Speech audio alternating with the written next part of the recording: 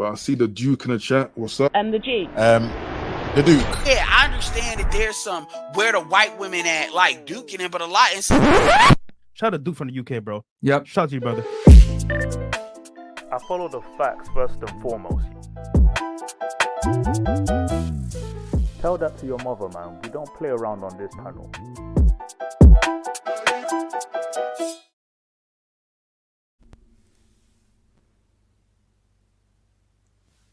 Exactly what I've been waiting for. This is exactly, I don't mean to sound like Cat Williams, but this is exactly what I've been waiting for.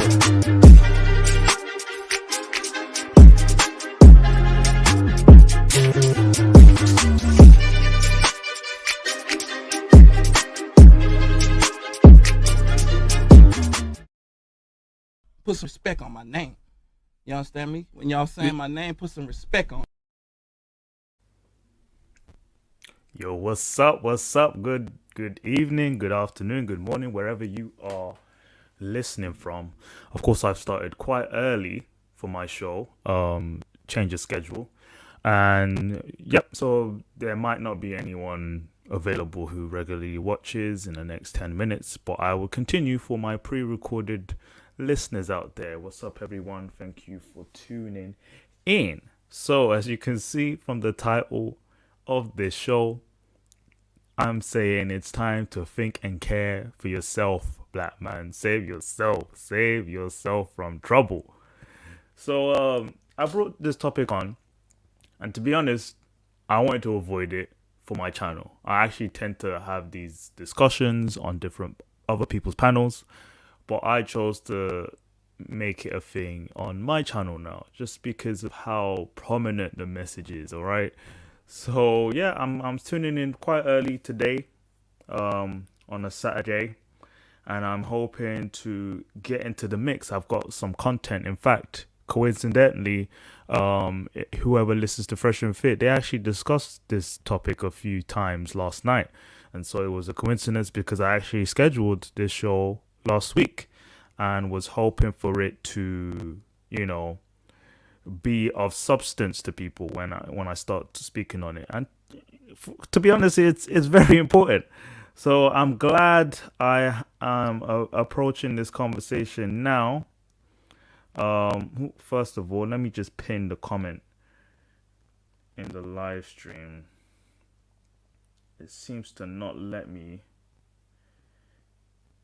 But anyway, you can see the panel if you guys want to tune in later on after I finish my the little monologue I have planned. So we're gonna react to a video. It's a conversation being had with different women from last night's show on Fresh and Fit, okay? And that was definitely straight into our topic today. Very important I had this discussion. But, beyond that, I was going to pin this comment. It's not letting me pin it for some reason. But yeah, so we're going to start off with the video to react to. Going to break it down a little. Fair use. I've already sent an email to Fresh and Fit for to allow us to use it. But yeah, thanks for everyone who's tuning in now. I am starting a little early. But yeah, so I hope everyone liked the new intro I made for the show, for the channel. It took me a few minutes to come up with it, and I'm going places with this channel. I want to try it out. I'm not trying to get big or anything. This is a little corner of YouTube, where people with like minds could have a discussion like this.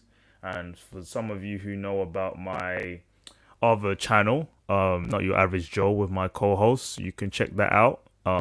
Just search up NYAJ Podcasts and you will find us there. I'm going to leave it on here. I'm going to just typing it up right now. And so definitely you will see me on more, because a lot of these topics are hot topics. But tomorrow, on my podcast, we will be discussing finances and our future investments tomorrow evening with Mystic Moose and King GDB. And so we'll delve into how basically we're very tuned in when it comes to leveling up ourselves in the next 5 to 10 years. We're making big money, we're making big strides, and no one's going to stop us. But besides the point, moving on. So NYAJ, tune in tomorrow. We will be tuning live on Sunday, wherever you are in the day. We would schedule it later today. So today it's time to think and care for yourself, black men, or just any men in general. You're not obliged to stick to a certain group or a certain behavior and tolerate it simply because of who you are. It's not fair on anyone to think that way, because then you would block a lot of your blessings in on the way, especially if you live in the Western world. It's pretty unfair, you know. Hey, what's up, Vincent? What's up, my man? I'm glad you could tune in this early. I'm not sure what time it is over where you are, but yeah, maybe it's early in the morning for you. It's close to 2 p.m. over here. And so we'll definitely go on. Okay, I just saw your message. So you're heading off in 15 minutes. Yeah, Saturday morning meeting. That's interesting.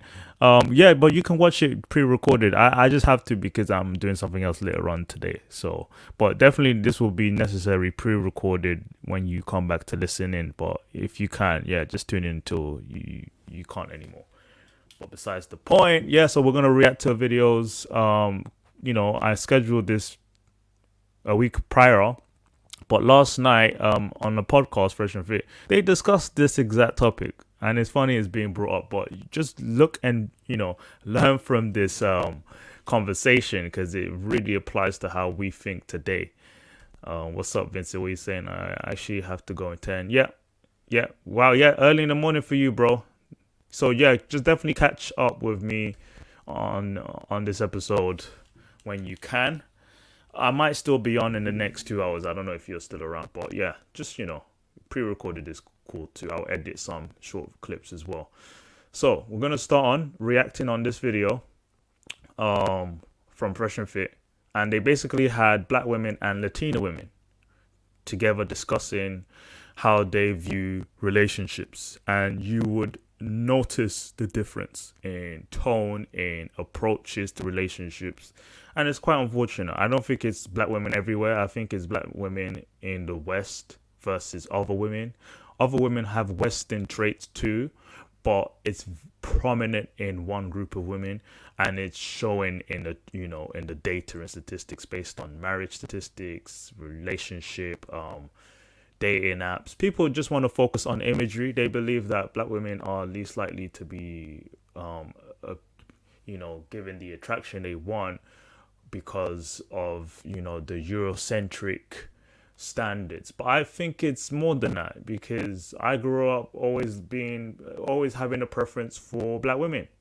You know, people may not agree with that, or may not believe that, but a lot of black guys grew up only being attracted to their own race of women because that's what you're used to. Or, you know, being African as well is just never made me, I've never felt the need to date out until later on in my life. And the thing is, the media didn't influence me, you know, like outside issues didn't influence my attractions.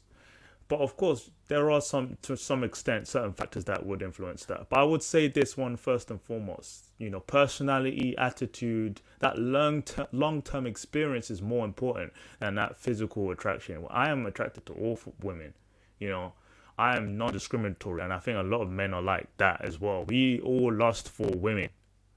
They have the certain shape, certain look to them. They can come in different flavors and we are attracted to them. But those we want to spend our time with and that long-term relationship with need certain features, certain, personalities, certain habits that will keep them around. And so I'm going to delve into it in this video. Please pay close attention to what's being said. It's very obvious, the difference. But here we go. Fair use, fair use. We pick up whatever, you know, like if I see something out of place, I'm going to pick it up. Bam. Okay, I now what's know. you have something? Go ahead. Maybe I need to be more open to that, because like I feel like once we get into it, like maybe I'm gonna start cleaning and up your apartment. But like once we first started talking, like the first couple a week and Yeah, so a bunch of women on the panel. There's about 8 women, and out of the 8, 6 of them are black women and 3 are Latina women. Just coincidentally, they tend to have a variety of women on the show. But last night, which was Friday evening, they had a show basically, with that demographic of women. But one set of women, mostly the black women, had a point of view that differed from the Latina women when it came to dating men. Listen closely. Fair use. into it, I'm not cleaning your apartment. I'm sorry. But I'm not saying clean the whole apartment, but like do little I'm stuff. not picking up anything. Like if we're sleeping together, I'm gonna wake up. I'm gonna make the bed. If I'm using your bathroom and I'm taking showers in it, I'm gonna make sure that bathroom is clean. Yeah, I'm gonna pick I up like stuff. if it's a week and I see a fucking shit stain in your toilet, I'm not cleaning it. I'm sorry. I like to Do you, show boo-boo? like Do you, boo-boo? I do that because Sorry, I'm that not shows cleaning the like bathroom. to a guy that you have like some like I don't know, you like him, you have value. Exactly. Like, you can be wifey. It's showing you know? effort. It's Yeah, showing of effort. course, I it show that shows I'm wifey effort. material by doing other. Why does Like the what? first And as week well into as it, with I have to yourself. clean your house? All right, It doesn't so- have to be the first week, but if you like the guy, if you want more with the guy, you're gonna throw out those wifey Yeah. traits And remember, right away. women and men have two different Maybe like I need to be more. women open, and men honestly. have two different things that they bring to the table. Like a man is supposed to provide for his woman, I and a get woman that is supposed. part. But he's providing from the very He's first providing time he what takes you you out on a date. Exactly. So Fair use. I'm gonna break it down for a little bit. In case I get a strike because I'm sharing this video, I've already emailed Fresh, their channel just to confirm in case the algorithm catches me. But besides that, right? So they're approaching the conversation on dating a man, first impression when it comes to being in this house and how you would kind of accommodate each other, clean up after yourself and him, like all those little things you see in feminine women or quote unquote submissive women or whatever. There's a huge contrast in how it's being said. I don't like to make comparisons, but when you see it verbally and physically in front of you, like why they think differently, there's a group of them, not just 1-2 different women. Exactly, Vincent. Very different views in terms of how they view relationships. But yeah, I'm going to carry on now. Fair use. Okay, he's providing for you, right? Okay, he take you on a couple of dates, took you shopping or whatever. The first week you go to his house is a fucking mess. You gonna clean it? yes. You gonna Yeah. send that dirty ass early, I'm gonna clean Listen, it. if I get into your car and there's a water bottle in there, I'm throwing gonna that throw that shit. water Me too. bottle. There's If a I'm difference not between cleaning throwing a water bottle out and But cleaning what someone's about- apartment. Yeah. That shows a lot about you though, because that means if you see something what- dirty, you'll just walk past that shit with no problem. A Man. water bottle On is top of that, different. A the water bottle is you should different. have Hold on, ladies, But if ladies, you- ladies. Yeah, they're waffling a little bit because they ask that black lady. They're all beautiful women. People have their type. No one at that table is my type, but they're attractive women. The black lady asked her simply, what would you do if so-and-so left a mess there? And they all, like, the Latino woman completely just straight away said, I'll clean up after him. It's like, okay. And then the prior thing she mentioned, the Latino woman mentioned how if he's buying me stuff, if he's paying for this, paying for that, opening the door, being a gentleman, I'm doing the exchange of that. Like, we both have a role to play. If I want him to be traditional, I have to be traditional. And it's not like I'm his wife yet. I'm just showing traits that are necessary to basically exchange the contribution in that, dating experience. Maybe you've been seeing each other for 2-3 weeks. I would not expect a girl to clean up after me or nothing like that if she's in my house or something. But, if I see that, I'm like, oh, that's cool. I'm a clean person. I don't really leave mess behind me, but if that's a habit another, a woman has, like, I'm a clean person, she's a clean person, then that's a good sign. Like, okay, I'm gonna be comfortable around you. I like my cleanliness too. But there are some guys who are messy, of course. Women who are more likely to clean up after themselves will do the same if they're in a relationship. And he would want her around just because of that. So if you want a guy to keep you around, to take you seriously, there are certain things you will do to kind of contribute to him being with him. But it's like, why is it so complicated for certain cultures, quote unquote cultures? Yeah. Ladies. Okay, so clearly there's a divide here between, providing reciprocal value back to the man to some degree versus, whatever. All I'm going to say is this. You guys can have your opinions, but I'm going to give you the male perspective, all right? If I take you out, right, and you don't do shit besides just exist, I'm going to get sex as quickly as possible and kick you to the fucking curb. You guys don't have to like what I say or whatever it is, but that's the reality. If the man has options, the more options the man has, the less tolerance he has for a non-submissive or annoying woman that doesn't provide value. I'm going to say that again. The more options the man has, the less tolerance he has for entitled women that don't provide reciprocal value. Because guys of a certain status have options and they know they provide value. They know they're the prize. They know their worth. So they're just going to fuck you, check one off for the list, and kick you to the fucking curb. So you do what you want to do. But if you want to keep a guy around, after you fuck him especially, it's incumbent upon you to add the value. It's just that we live in a crazy. So yeah, Myron kind of explains just differing attitudes towards relationships. Let me just check the before I carry on, check the chat room. Yo, what's up, Marathon Man? Welcome. Thank you for tuning in. I am a bit early today. Schedule has changed. Bless you, man. But I'll be on for another hour and a half or two. So basically this topic in essence is one I was trying to avoid on my channel because I discuss it on different panels, right? And I'm just saying, look, there's a huge difference in the way Western women are. If you're a black woman, Latina woman, white woman, there's just this certain behavior and approach to relationships that maybe black men should take seriously when it comes to dating. How much do you want to struggle in a relationship if the women in your life that maybe you're attracted to only black women aren't able to do, but other women are? So in this video here, Latina women are agreeing that, yes, I'm going to clean up after the man that took me out and paid for me and all of this stuff. Basically, traditional men are meant to do, gentlemen. And she's doing exchange, cook for him, clean for him. They're dating, right? And she's saying, that's my role. That's my natural role. The Latina women are saying this. And the black women are just like combative and like, no, we don't. I mean, of course, not all black women think this way. Some are very traditional and won't want to associate with that behavior. But because it's a trend in the black community in the West, there's this attitude towards not having to do anything to prove my worth. I just have to be there. I am the table. What we notice is, yeah, Western women are behaving this way. That's their thing. It's unfortunate because they will eventually realize later on it's a bad trait to have. But it's more prominent among black women in America, in the UK, in the West. While Hispanic women are more likely to be traditional, first generation, immigrants are more likely to be traditional. Even white women are more likely to be submissive if the man she's with is a provider, right? Who is the most Western form of a woman? If we want to ask that question, right?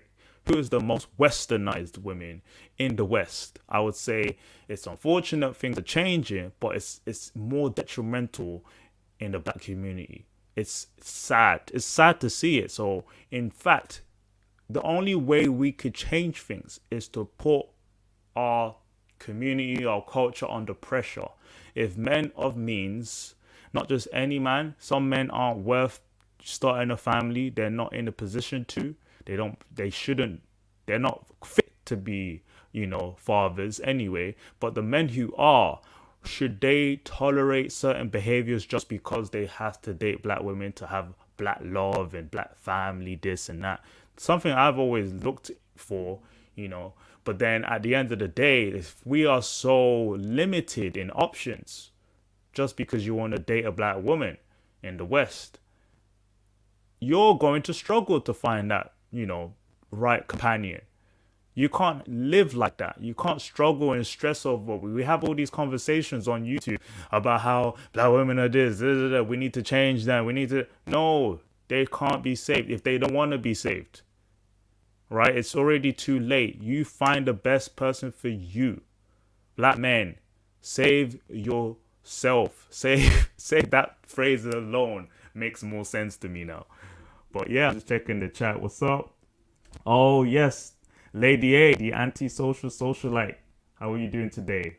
Thank you for tuning in. This is an early one. Glad you can all find time in your day to tune in live. But you can definitely watch this pre-recorded. I'll be on for another hour and a half or even 2 hours. But I scheduled this topic a week before. And last night, Fresh and Fit podcast, very controversial platform. They had this topic basically in relation to it, black women and Latina women on the panel, and they debated based on their views. So I'm going to carry on the video so you can listen. Fair use. What's up, Mr. Uganda? Thanks for tuning in. Finally on the panel. You're on daily, bro. I can't keep up. Yeah. So I'll be on for a bit. So this is an early day for all of us, but I'll carry on the video and you can see the huge difference that I've noted, the huge difference between how the Latina women in America and the black women in America behave and think about relationships. Crazy world now where we tell women, just be pretty, show up, and that's it. He needs to wine and dine you and treat you like a princess just because you have a vagina. And I'm here to tell you guys, that's a Disney fairy tale. It doesn't exist. And it's on you to keep the guy after you fuck him. It's not his job to keep you around. I know not everyone is a fan of the show. I understand. But at the same time, they'll also provide content that is relevant to the topics that we have on YouTube. So most definitely is something to take from. What's up, Marathon Man? Listening while watching shit, man. Yeah. Yeah, man, I don't even want to speak on that because, man, it's unfortunate, man. But yeah, I'm going to carry on the video and then you see how the women respond to this. It's on you to keep the guy after you fuck him. It's not his job to keep you around. He won. Now you got to keep him. Yep. Absolutely. And that's the real game that your girlfriends are never going to fucking tell you. Their dumbasses are going to keep you single. Fair use. He needs to take you now to fucking Salt Bay's joint. Nah, you don't suck him now until this. Like, you gotta be attentive to your man. Like, I get it. Listen, hold on. Let me talk. Hold on. Let Danielle speak. I've dated, I'm talking about millionaires, like loaded with money that can have a housekeeper, and I like cleaning the house myself. Like, because it's my way, like he's completely taking care of me. So it's my way of showing him, like, giving him back somehow. If I'm just there. Sounds like a simple request, in exchange for being a provider. If she's dating a wealthy man, I'm going to do my part too. I'm not trying to compete with my man. Like, I have to be successful just like him. No, if he's taking care of me, I'm going to take care of him. It's like that exchange. This woman is a single woman, but she's saying that off the get-go, she's going to show those nurturing, womanly, feminine roles in her relationship, while the other women, it's just sad how much of a difference this conversation goes between the Latina women and black women on the show. They're doing my nails every day, but like I feel stupid. Like I can't. And no offense, this is why black men did outside the race. Keeping that buck. I'm gonna just say it, bro. Not that. Bruh, when he dropped this bomb, because I was listening to it pre-recorded, but people on the live chat went crazy because it's like, now you're sparking trouble, right? It's almost like an unwritten rule in real life, but people have these discussions on panels. But this right here, listen. No, I'm gonna say it because think about it, right? White women, Hispanic women. No. Go. They literally have this is fresh and fucking family values. But but like it's like, why am I gonna take a chick doing nothing? Where's the chick putting in effort? Like, I'm not gonna do that shit. So it's like, I'll be like, baby, come here. You're getting up for 10 minutes. Dinner cooked for you. I love that. You know what happens though? Like, you can say, oh, you know what? I'm not gonna clean this house or none of that shit, right? That's cool. That's okay. Yeah. I'm not saying I'm gonna keep smashing. No. Fair use. Yeah, just I don't want to get flagged. But yeah, so he used this opportunity to speak on it. This is why black men date out. That's like a bum on its own. Like just to say that at that moment. But yeah, it flies off for a few more minutes as well. But it's not like look, at the end of the day, you know, living in the West, majority of women aren't as traditional as they used to be. Okay, men have accepted it, right?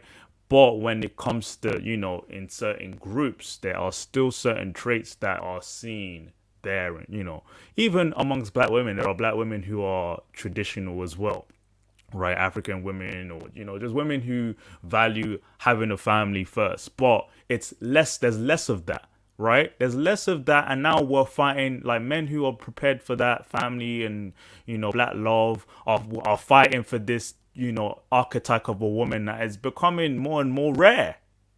You know, we speak on this on YouTube a lot, and it's not like people are just making this up. These are from people's experiences, spending years and years trying to figure out, okay, who is my type? How much compromise should I make in the position I am? And like, I'm making more money, I'm becoming more successful, I'm looking for that black love.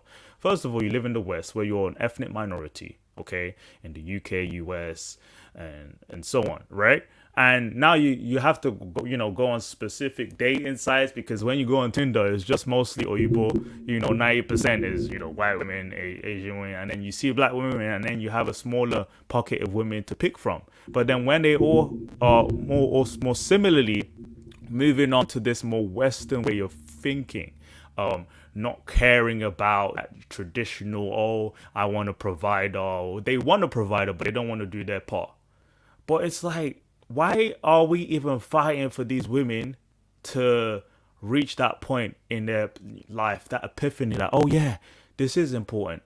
If I want to keep him around, I've got to act like a woman. It's not really a lot to argue, but I'm even tired of hearing men on YouTube fighting over this. This is why I don't even speak on it on my channel, because I'm mostly speaking to men, like, level up and think of yourself.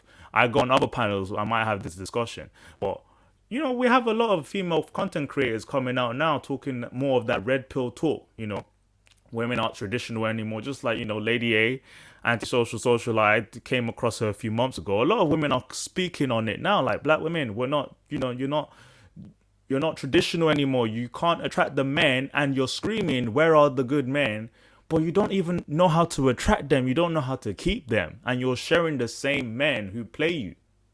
And then whine and complain. Now you're talking about divesting. You don't realize that you have to work even harder to get men from different groups. These men here, black men, have been compromising for so long. Now I'm saying that black men, stop stressing yourself. Even though we're in the West and we're going to struggle to have that, you know, comfortable life in terms of starting a family, a relationship, whatever you want, you can't rely on a group of women that aren't ready to, you know, keep those values up the same way you have to keep your values up. You're expected to level up. You're expected to make good money. You're expected to be productive. What are they expected to do? And what are you demanding? And then the major thing, I think, is turned into a religion where a lot of black men don't even care about that. You just want this image. You want black love. Okay, how are you going to get that black love to create this pro-black family? Like, it's going to make a huge difference. What are you doing for your community? How are you contributing? But you want to talk about creating some of you don't even value marriage, and you're talking about, oh, I have to be with a black woman. Some of you don't even, you just say you want to be with a black woman, but you're actually just pro light skin. You want that ambiguous looking black woman. Just admit it, you know? But then at the same time, oh, pro black, you shouldn't be dating now. You know, Umar Johnson's, you woke fake, you know, hoteps out there. You want to defend the premise that you must be with a black woman, when, to be honest, as men, you have to widen your options. If you can't find certain traits, certain personalities in this group of men, you have to find it somewhere else. The fact that there are women now, there's a trend of women, you know, I don't want to even focus on that, divestors, right? that want to date out because there aren't enough men. Every woman should be, practicing that regardless. You shouldn't have to be talking about it like it's some type of movement. It's not a movement. You go where the money goes, hypergamy, where stability goes. But it shouldn't even be you complaining about dating now. Like black men, you have more option to do so, especially when you earn a lot of money, like when you're doing well for yourself, when you're stable. That's when you think about, settling down. But if you can't find the type of woman, a specific type of woman you want in a black woman, because you want that black love. Like, I was thinking like that too. But to find that, especially in the UK, I want to date in the UK. I don't want to have to travel out to get what I want. That's someone on a different panel was trying to fight with me about. Oh, well, if you can't find them in London, you can go out. I'm like, bro, London is where majority of us are. 90% of us are. To go outside of of London, that's even harder. And then, okay, go back to the continent because I'm Nigerian. Why not just date a Nigerian woman? I'm like, I've tried that, and to be honest, it's almost like a culture clash. I'm so immersed in my Black British experience that it's even harder for me to sort of mesh with someone from Nigeria themselves. Like, I've dated a Nigerian woman. She was more traditional, but at the same time, there's just sort of it doesn't work for me. I would rather with a Black British woman. When I was younger, that was my preference. But that opportunity was a struggle. There was no need, because I was compromising too. We have this conversation on these panels, on this YouTube thing, about relationships. It's getting tiring. It's time to move on, man. Black love, there's no need to emphasize on black love if, you can't even create families. Look at the statistics. We're struggling out here. And you wonder why. And then we want to talk about accountability, how men should be taking accountability as much as women are. Yeah, men should be taking accountability, but we're talking about men who are prepared, who have the assets, who have the values, but they want to start it with the right person. And if they can't find it among black women, you want them to stay celibate till then? And then at the same time, there are some who complain about, successful black men in their 40s should not mess with girls in their 20s. Like, that's bad age. That dating is terrible. It's almost like pedophilia. Can you believe the nonsense we speak on? Look at us. You want to slip into this dilemma. You can't create something just completely imaginary. Let me be less pessimistic, because, everyone is listening. I don't want to rant on, but beyond that, I want to focus on more the positive right here, okay? Open your options, guys. Because at the end of the day, the women that maybe you were pursuing for so long, once you start dating, once you start experiencing and saying, look, I'm an equal opportunist, watch how that trend changes. Oh my gosh, he's dating out now. Oh my gosh, he's being with these women. And then you speak to him, he's like, oh, you don't like us anymore? And he says, yeah, I still like black women, but I'm deciding to date out and see what is there for me. That's going to put you under pressure to fix up. So that's my mentality when it comes to this topic. I've got Marathon Man tuning in. I will definitely switch up for a bit before I carry on the video. But let's hear your input, bro. What's up, Marathon Man? Thanks for tuning in. Yeah, hi. Can you hear me? I can hear you wide and clear. Good. How you doing? You okay? All good, man. Thank you for tuning in. It's a, early live. I'm just checking. Do you have something on the loudspeaker? Because there's an echo. But you know what? If you can't fix it, just mute, and then you can give your input real quick. But yeah, just tell me what you think. Yeah, like if you only date like within your race, if you only date black girls, it's a problem. And I know a lot of guys, they're very race loyal. But the thing is, there's not enough sisters who fit the bill. Do you see what I mean? And as black men, you know, I'm all for SYSBM. We need to date who's best for us. And concerning the fresh and fit thing, like a woman cooking and cleaning or doing something like that, that's no big deal. Because as a man, it doesn't even matter if you're broke or whether you got money. You're still expected. If something happens and you're with that girl, you're expected to protect her. You gotta protect her, whoever you are. So for that, you should at least get some kind of respect for that.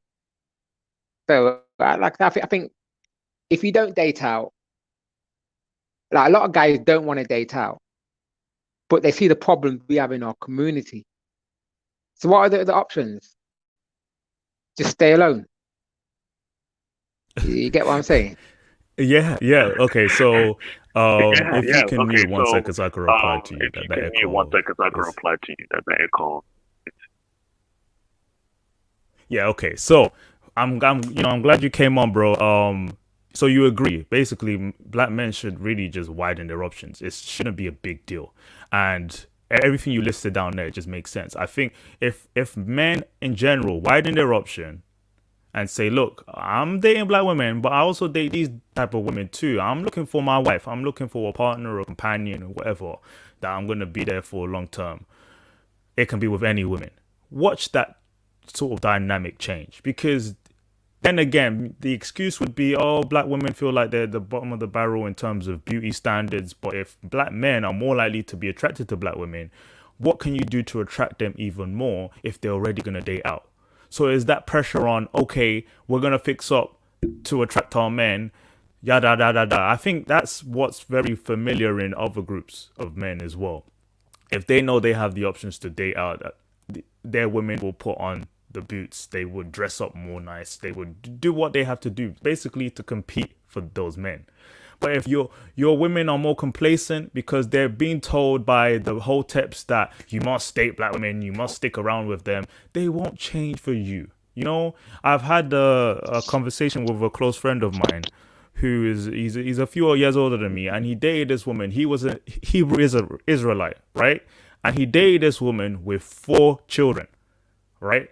And she was also a part of this, faith system. You've heard of them. And he was a single man, no kids, and struggled with this woman for about 2 years before they divorced. And he explained all this, terrible things. I was calling this guy simp because a lot of the things he was explaining, I'm thinking, why are you tolerating this? Oh, I had to date her because my elders in the belief, they told me that she needed help, and I felt I needed to do that because it was obliged to. And I was like, what is going on with the community when our men have to be tolerated like that? Yeah, you speak on it. I don't want to ramble on. Speak on it. But no, it's true. But the thing is, what black men need to realize is we can date out if we want to, There's no law saying that we can't. And it's like, in our community, it's like, who said we're not allowed to? It's like some guys, it's like they really don't know that they can. If you want to date out, date out. And they know the dirty little secret is. They know what the secret is. A lot of these guys have dealt with like sisters for a long time. If you can deal with some of the combative, uncooperative sisters, you can deal with any race. And that's just the truth. You know what I mean? It doesn't make you any less black if you deal with someone from interracially or interculturally. You are. And like I said, there's I don't know why some black men feel like they can't date out. If you want to, you can. Like who says that you're not allowed to? If the girls you're dealing with ain't treating you the right way, try something different. And you know what? And I think if like I'm all for black love, but if you can't find the person you want who's treating you just respectfully, yeah, you can try something different. You're still a black man. Anyway, the stigma is just It's like a mental block. Believe that if you date out, you're not pro-black, or you're selling out, and no, we got to get over that, man. You know what I mean? It's 2021.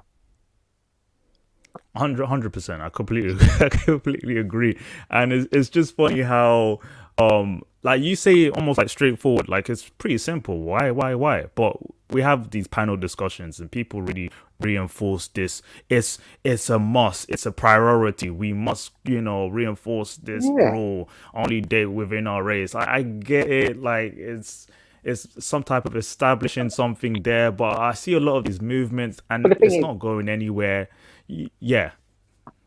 And the thing is, Duke, it's like you got that panel, you got these Latino girls who say they're gonna look after the men, cook and clean. You got sisters who are saying they're not going to do it. So, well, I don't see what the issue is. If someone said they're not going to do it, then we shouldn't try and change them. That's what they want to do. So exactly. If you don't want to cook and look after the pig, I just go with someone else. It's like I don't think we should be trying to change sisters who don't want to do that. But if I want to go to cater to me, I'm going to look for the best girl. It is what it is. It's that simple. I agree. I think people want sisters to change, and I don't think expecting them. If they're saying, like I said, how they act is how they see us, and if it's like we don't have to do that for you, then hey, that's fine, because there are other girls who will. There are other girls who will do it. Do you know what I mean? There are other girls who will just naturally cater to you because you're a man. And I think a lot of guys who, especially guys who haven't dated out, they haven't seen that. They've never seen that. They think it's like, hey, well, a girl would be nice to me. Yeah, because that's normal. Our culture, especially in the West, is dysfunctional.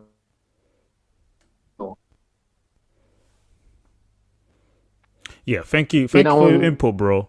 We're kind of just before you carry on. But if someone likes you and you like them, they're going to treat you good. Make it very clear and simple, bro. It's really not that hard. But yeah, definitely there are some people who disagree, of course. Lady A, thanks for tuning in. I'm glad you came on. It's an early stream, but would you like to give us your input as well on this topic? Hey guys, how's everybody doing? Not too bad. Thank you for tuning in. Good. Thanks for having me on the show. Yeah, I'm not going to stop long because I'm working and I'm walking. So if you hear the usual wind blowing in the background, please forgive me. And I just wanted to chime in. Yeah, of course, I'm female, but I support sysbm. I'm happy for black men dating out. I do believe that black women just feel like they have a monopoly on the guys. And the pro-blacks, the very Umar Johnson-esque hoteps, they really make it hard for black men to know that they have the right to basically want something other than what they're currently getting. Right, indeed. And to be honest, when it comes to that, like I've heard someone say how, men can do whatever they want, even if people fight against it. It's no one's going to stop you, right? Someone else has said that to me when we had this discussion. And one thing I would say is that, yeah, that's true. But then there are men who are like, okay, even though I am dating now, I still want to contribute to my community one way or another. I want to be a Robert Smith, basically, right? But they're being told, no, you can't deal with us, you can't stick with us because you're over there, right? You stay over there. But it's like, you're setting rules for whom exactly? Especially when someone has the capital to contribute to, I don't know, a program for black children or a charity. That's none of your business who he's sleeping with in bed versus, how much he wants to put into the effort, that argument is super hypocritical. Because a lot of black women support the LGBTQ and they don't have a problem with that. But then they'll be like, oh, I don't like that person. I think he's gay, or he's probably on the down low. Or one of the reasons why we can't find a man is because too many of them are not disclosing their whatever. So I did a video a long time ago, and it was called, Black women don't really want a functioning community, because a lot of the things they say is just double talk. It's really just like swings and roundabouts with them, because they say they want a community, but as I've said so many times before, a lot of these women don't tell you that when they say community, they only mean women and girls. They want men to be subservient to them. Women and to children. Basically just, no, not women and children, just women and girls. Recently there was a sad incident of there was a sad incident of this woman. She's Black.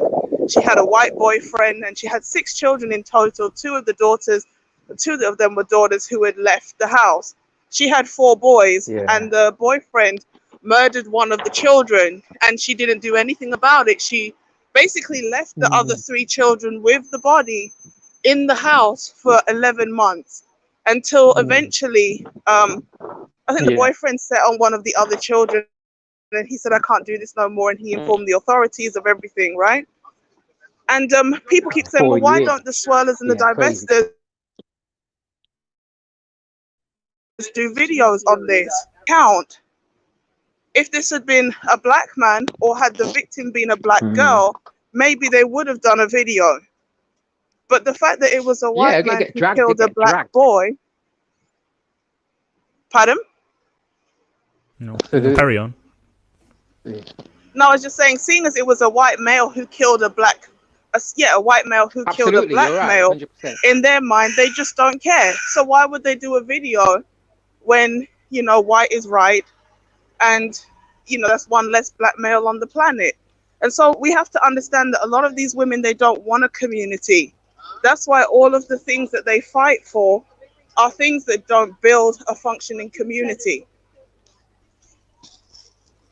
100%. No, honestly, you brought up something that I've seen a few times before, like maybe throughout the years, where there's a main example of divestors, basically, a problem in the family, a murder, but no one touches it. But when it's in the reverse with a Black man, they want to bombard, the algorithm with all this content, and they would recycle that same video on that example. I mean, there's an instability in any type of relationship, whether it's interracial or not.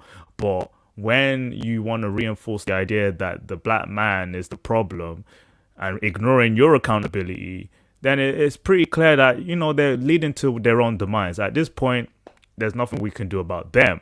But I'm even trying to speak to Black men who feel so just outspokenly delusional. So I've had someone who mentioned, I don't want to name no names, but he changed his mind because he was a Cynthia G fan. A lot of boys are growing up believing that the content they see on social media is exactly what, they should follow. So a lot of boys who maybe are surrounded with different type of girls, and then they have an opportunity to pick, and they're being told, no, only date Black girls, regardless of who you're with, compromise. At least it's Black love. And I'm like here saying Black men should not be subjugated to that, limitation. Someone said in the comments, was it Mr. Uganda? He said a lot of Black men are stepfathers. I've seen it more from us than other communities. To be honest, I agreed to that too. Like the example I gave of my friend who he was a Hebrew Israelite for a few years, and he was kind of encouraged to marry a woman of four kids. He was cheated on by the same woman. They divorced, and that messed him up for a few years. And I'm thinking, wow. And his reason was it was an obligation to save the women he's meant to protect. And I'm just here like, wow.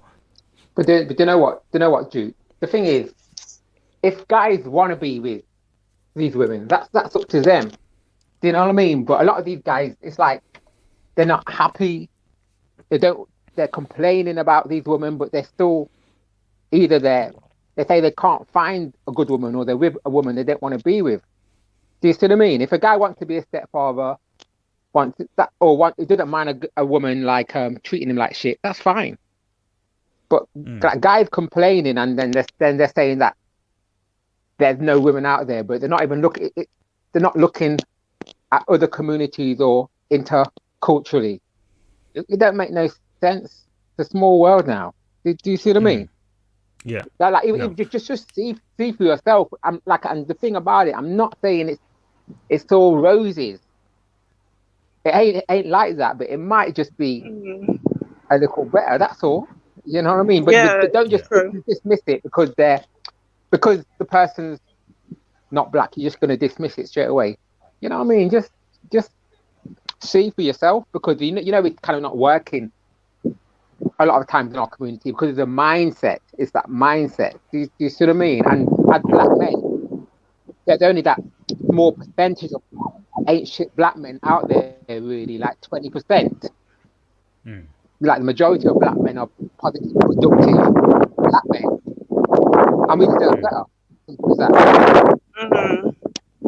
You see, to kind of piggyback on something Mr. Uganda said, he's like, there's a lot of dysfunctional people wanting like functional relationships, and a lot of people are not doing the work to really examine why they keep getting the kind of results they keep getting.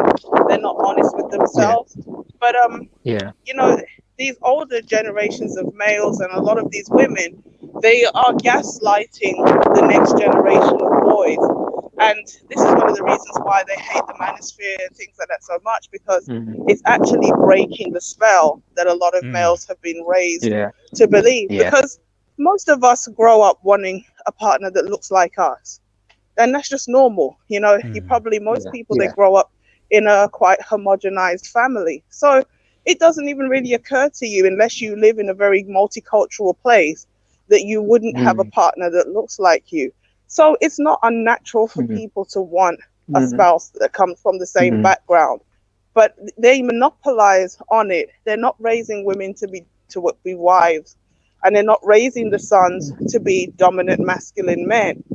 And the other thing I wanted to say, kind of coming off of that, is the problem for black men dating out is if they carry that matriarchal thinking to traditional women, initially those women will like it because they get treated more in an egalitarian way, which they like. But after a while, they can lose respect for that man as well, because they find him too passive. He's not domineering enough. He's not a leader enough. And there's other issues that come with, black men trying to date out, because you have, for the black woman, she's too masculine for a lot of other men, and the black man is often too neutered for other women. So that is one aspect of interracial dating that men need to realize. You have to firm up. Most people are average. If you're a man or an average woman, just find a person on your level and build from that level. Yeah, go on. Marathon man. Marathon man? Do you know what? Do you know what, Lady A? That's so important. Sorry, that's so important what you said, you know, about if you want to date out, it's so important. Yeah, sorry. Can you hear me? Yeah, we can hear you now. Yeah. Hello? There's just a delay. We can hear you. Can you hear me? Yeah, we can. All right. Hello? We can hear you. You might, if you want to, you Okay, can come back in, and I will let you back in if there's something wrong with your network. But yeah, honestly, this conversation right here is pretty much important. I would say that yes, there is a problem what's being passed on to the younger generation of men coming up that believe that they have to think and act a certain way. It's a projection. So yeah, we are encouraging a soft male, what's the term, like a profile of men that believe they have to be subservient, or that egalitarian aspect of a relationship. It's actually turning off a lot of women without realizing it. You know, women of course wouldn't know word for word what they want.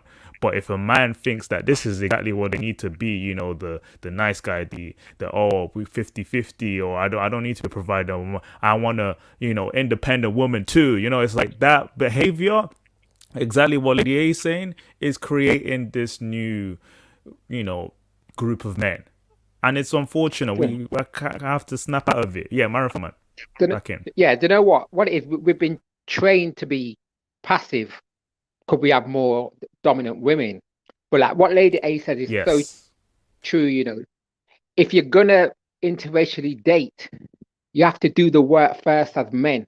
You got to mentally make sure you're ready for it. Because when I first started dating out, I wasn't used to that kind of nice treatment. So if a girl treats me really good and just being nice, I'll be like, the girl's soft. I'll be like, the girl an idiot. And I would like take advantage because I was used to the combative, more partnership way of relationships.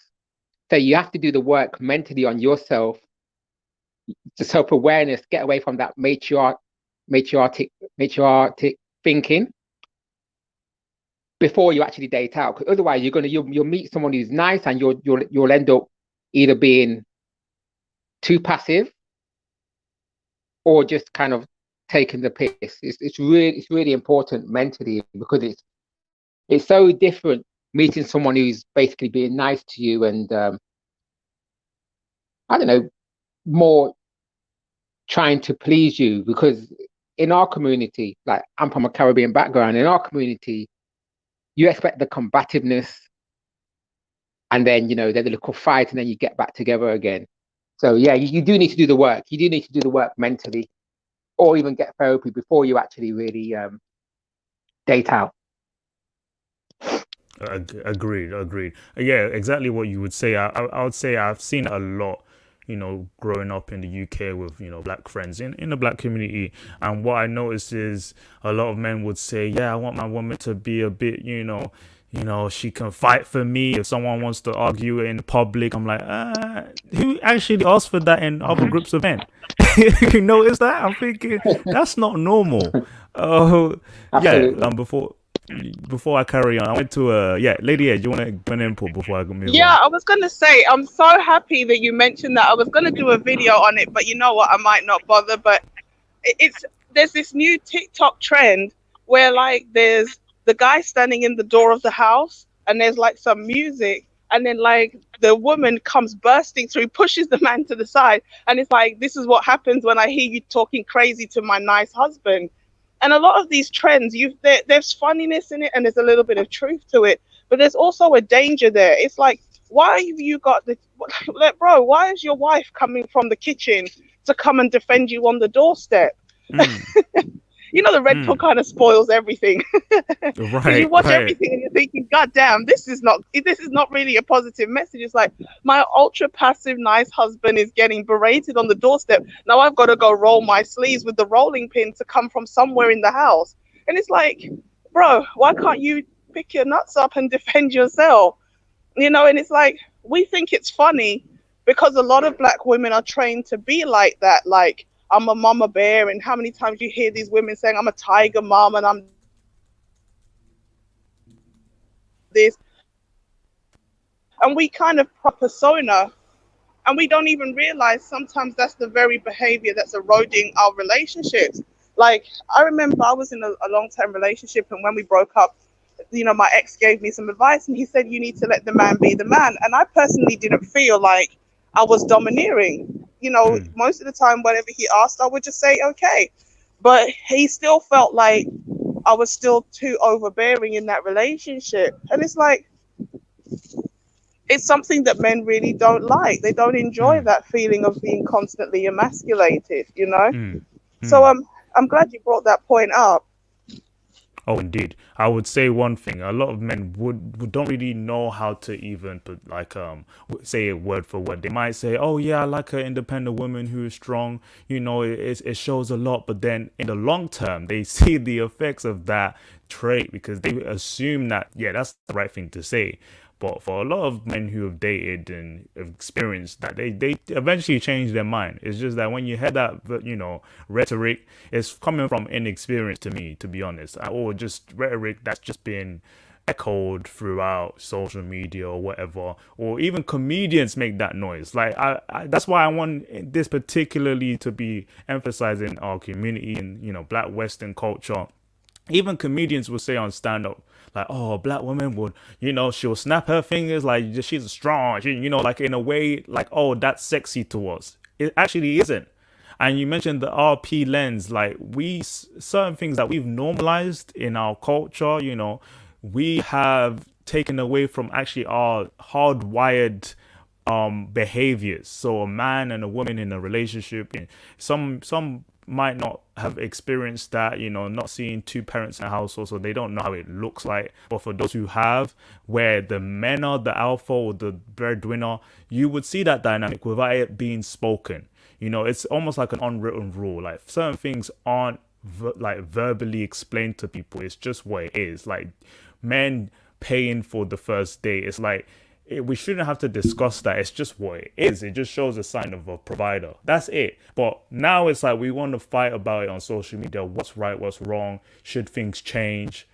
In the Black community, for example, it's chaotic. And if people want to fix it, sure, try and fix it. You know, Kevin Samuels has a program where he's telling women to change femininity schools.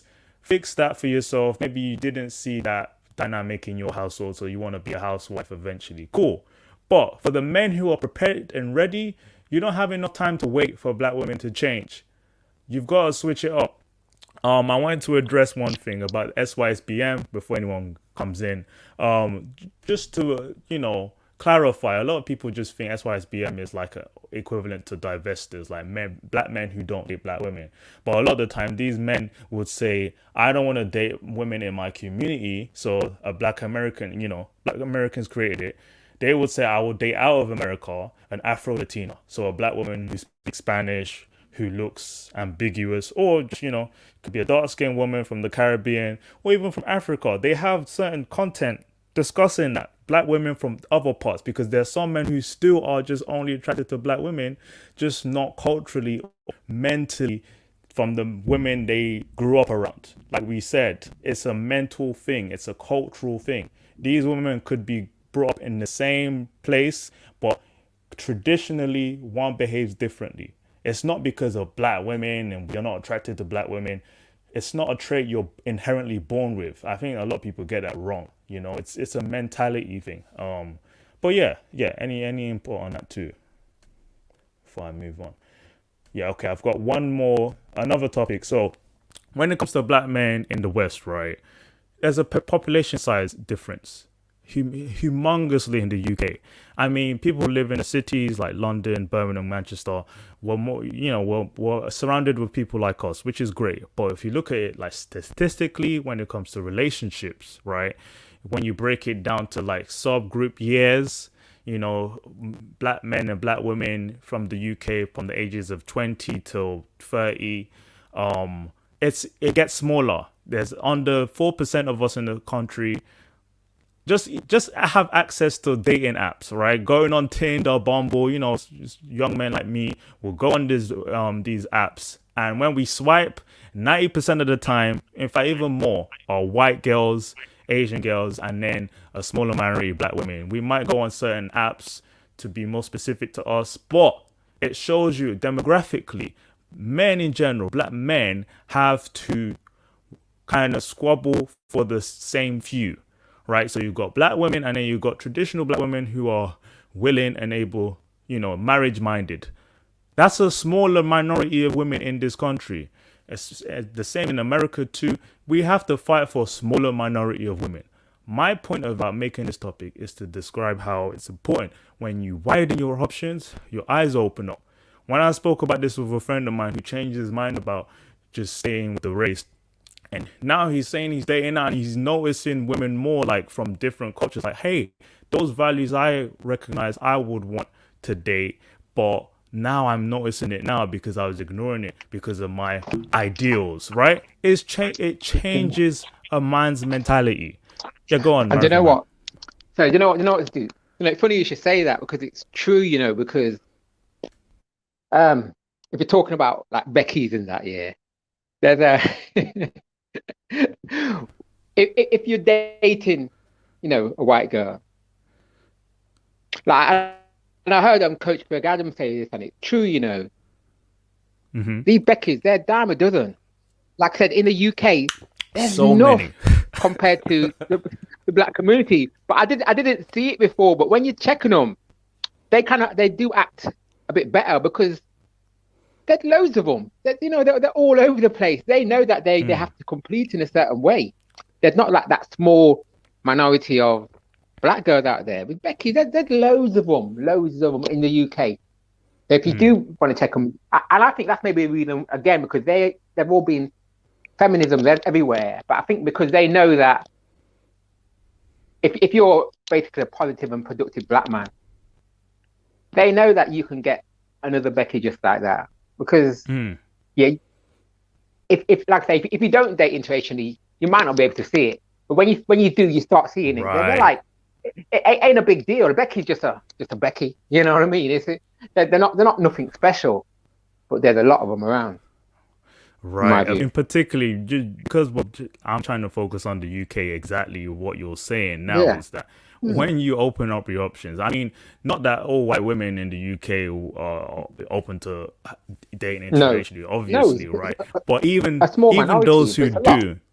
Exactly. Even those who do, like specifically, they prefer black men. There are a lot more than even black men. There's basically not enough not enough black men to go around in the UK for these women. Even these women would source out for black men. Like they might travel. Like I have a friend. She's a white girl. She's like on average an average looking girl, right? But her type is a black guy, and she didn't get that attention around us, but she was able to date a foreign black guy who moved here in the UK. He's from Nigeria. I'm like, why is she moving to him? But she wants a preference in men, but they're not pursuing her, so she's pursuing them, outsourcing them outside. What I'm saying is they're fighting over us even in this country. So you can find your type, and they're more likely to be traditional. I won't say because they're more submissive. I can agree or disagree with that. I don't want to even fight on that. But even though there could be a minority of white women who are traditional, there's still more than we are used to if you just stick to black women. And the thing is, I think like they're more competitive because they know there's other, even though there's a small percentage, but it's still a lot more Becky's out there. And one thing I would say as well is if you are gonna interracially date, I'm not talking about like ghetto white girls. Do you know what I mean? Yeah. Exactly. They're the big difference. You know what I mean? Because if you want to interracially date or interculturally date, ghetto all over the world. You know what I mean? Right. The guy needs to know that a white girl is just a white girl. Right. And what I was gonna say, oh my God, it's gone out of my head now. Yeah.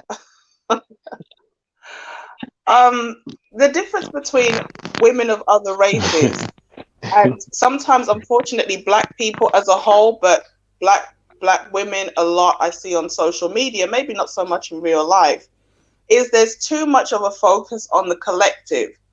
Other races are individualistic first. And they understand my individual contribution makes a difference to the whole community. What I find with a lot of the women on social media is they're trying to strong arm the collective without actually putting anything into the collective. It wouldn't be so bad if you wanted something from the collective of black men if you were contributing to the collective of the community. But these women are not contributing, but they expect to get, which is obviously off-putting.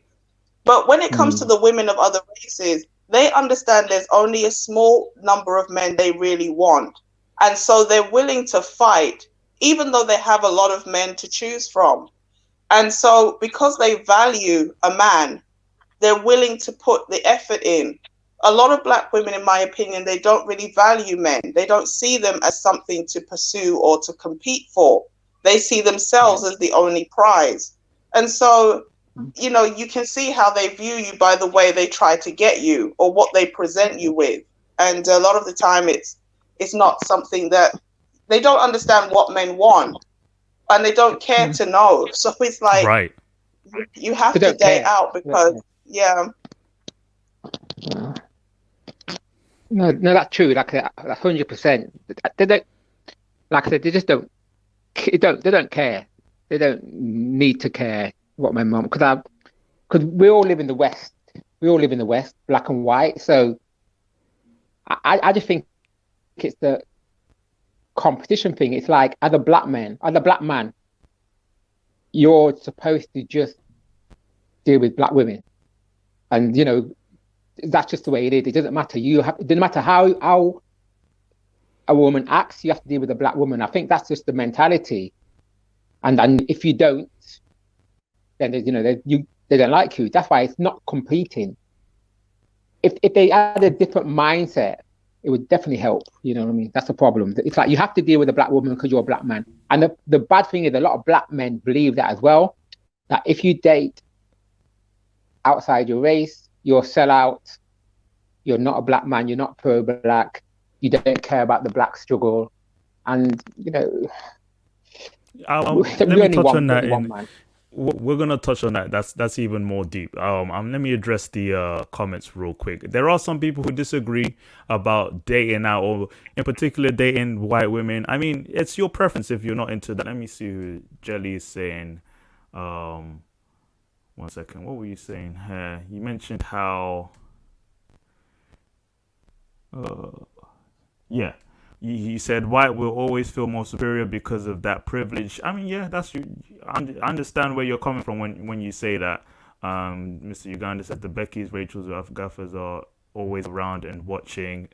And then you also said, I can't speak for all of them, but here they're just as demanding as the black women and not submissive at all. I understand that we're in the West. Of course, there are, white women, Asian women, Hispanic women who are just as the women we complain about. They're not, submissive in a relationship. They don't want to, cater to their men. They don't want that dependence on a man in a relationship. They want to remove a strip of all traditional values. We get that. And then I brought up how it's a numbers game at the end of the day. There are a lot of black men out here who, just want to be in a good relationship, a companionship. And I'm saying that you're more likely to find in the dominant society because of just the size, just the fact that you can pick more from a group of women that you might find your type in terms of personality, mindset. Right. If you're not attracted to white women, you might find that in an Asian woman. You might find that in a, Arab, whoever you're into. I'm just saying, if you want to date out, you should be open to. Yes, don't be afraid. Like you said, Marathon Man, you mentioned how some men feel, I guess, afraid basically of dating out because they could be judged and called names. I was on, if you know Falcon Black, shout out to him. He mentioned that in his most recent clip about dating a white woman in Europe and how he's being watched. He might be judged by black women or white men. And my response to that was that, hey, look, if you feel like, okay, you prefer being with a black woman just so that you're not judged, but then, you would have to make compromises or get with the consequences of that. So if you're going to only date black women, you're going to have to find that woman more aggressively than if you had your options open. Fine.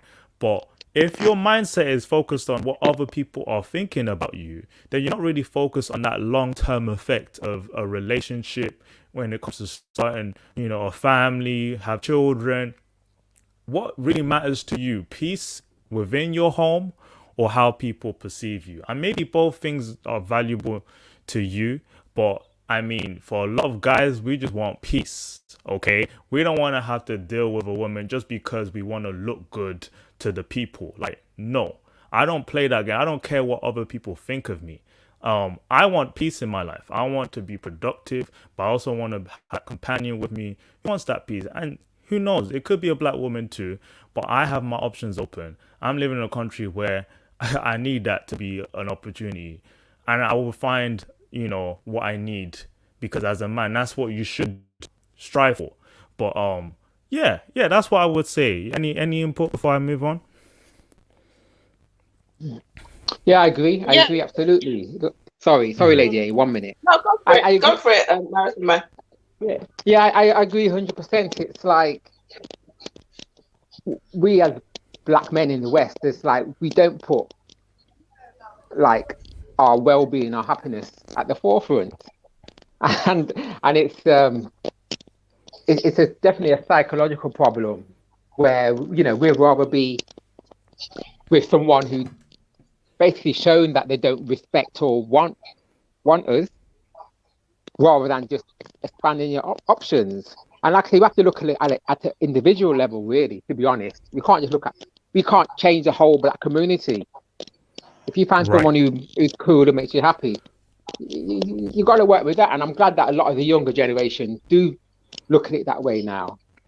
Because like it's been like, how long, 50 odd years now, sometimes it's like the mentality of a lot of sisters in the community is like, black men ain't shit.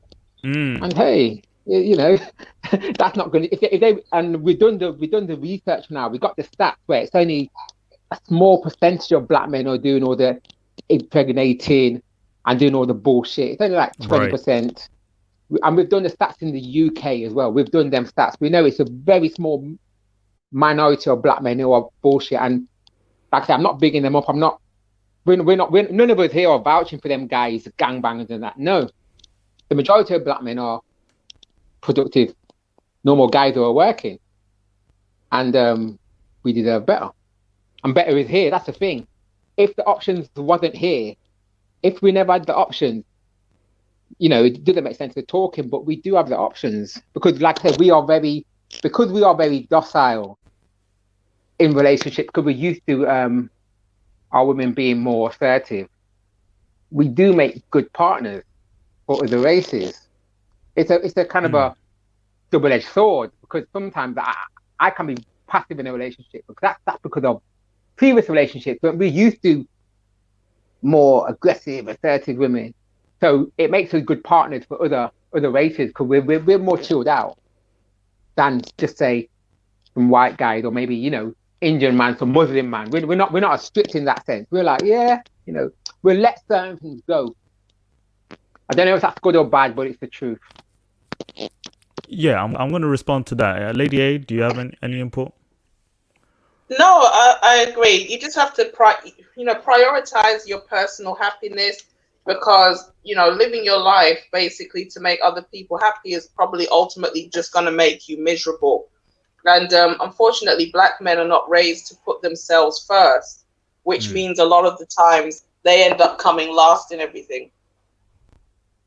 Indeed. No, the problem here, Marathon Man, you mentioned it as well, where you say how, okay, black men are more docile or more egalitarian, like being brought up in the West and being in certain family dynamics where, men can cook too, or men can do this.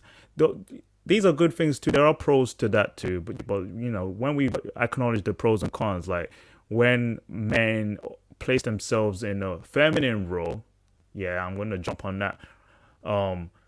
That actually might put off women from other groups too. So even those men who choose to date out, they have to rewire themselves to the more hardwired behaviors of a man. So when we talk about how the manosphere teaches men and how to approach women, how to be in a relationship with a woman, all these things, black men, you see a lot of them in the black manosphere on social media reinforcing, because it's like a lot of them were brought up to not know these things, and then now they're being taught this, and so go out there and actually practice what a man should be, a provider, and so.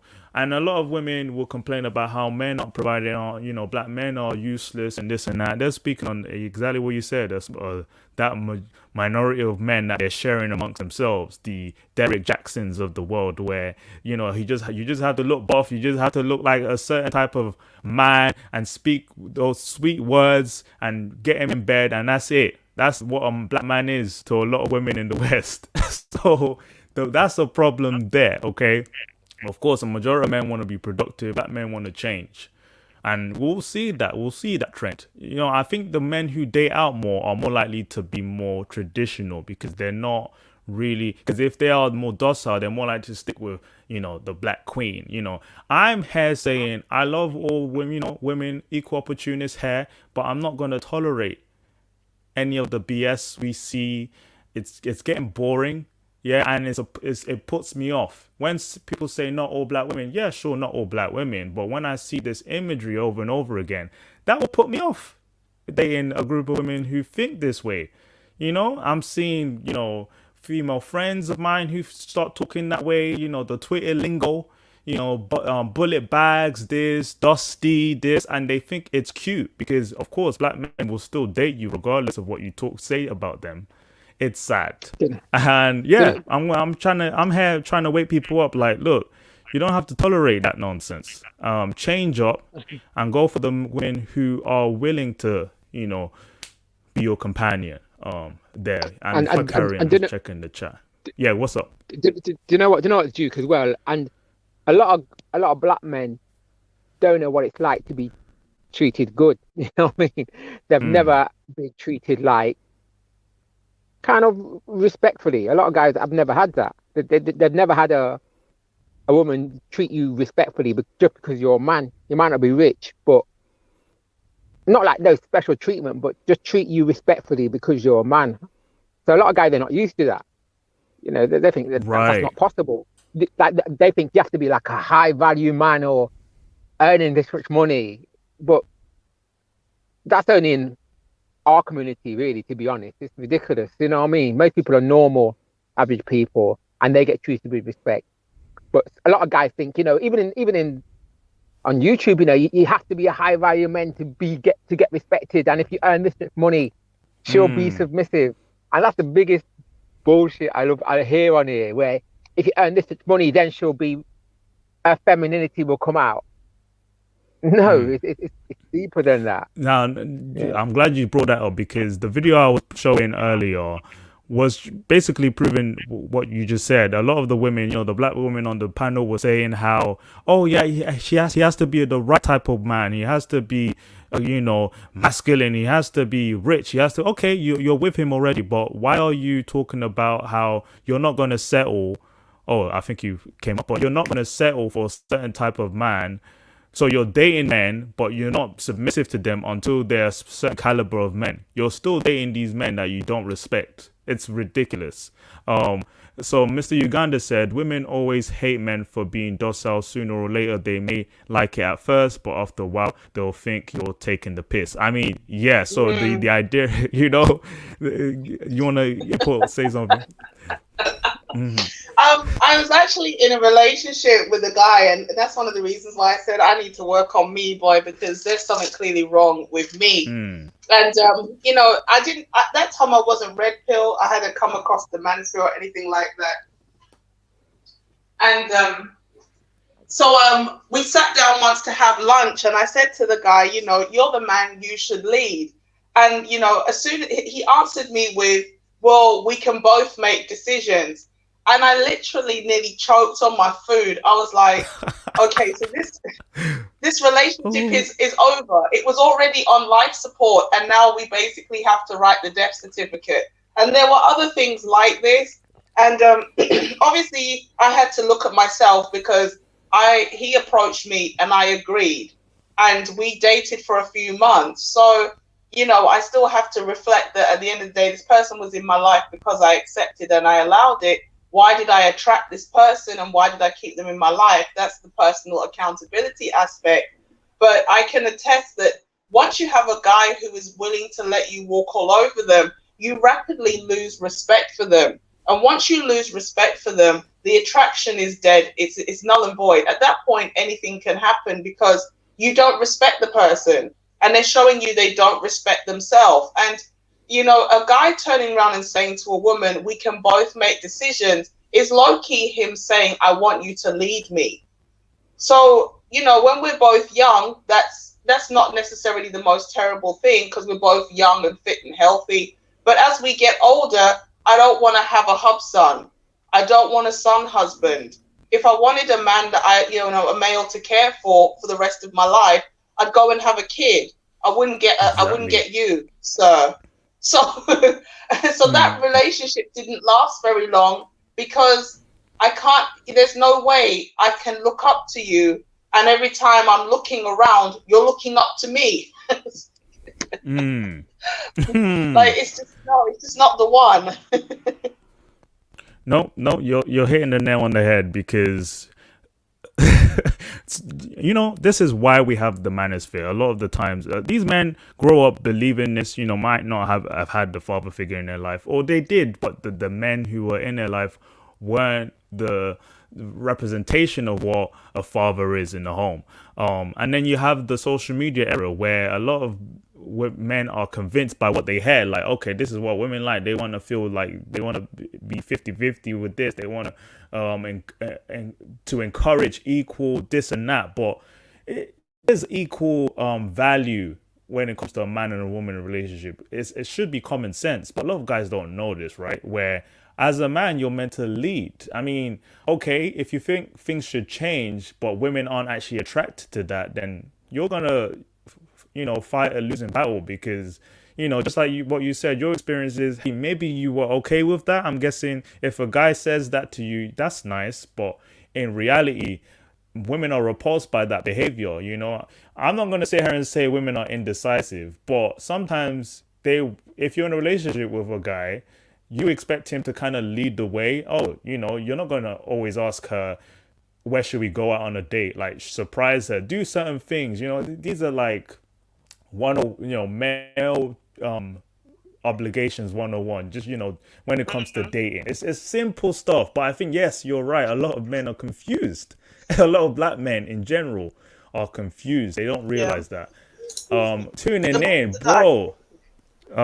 Sorry, you want to say something before I No, I'm just gonna add something to it. The brother that I was talking about, I think that he said to me he didn't see a good marriage growing up, and he had like quite a strained relationship with his father. And from what I saw, I feel like he had a very domineering mother, and so he was kind of used to being the person supporting the mother in the bad marriage and kind of like doting on the women in his family. So he was groomed to be the kind of male who was always looking to women either to be some type of support or basically for them to lead him.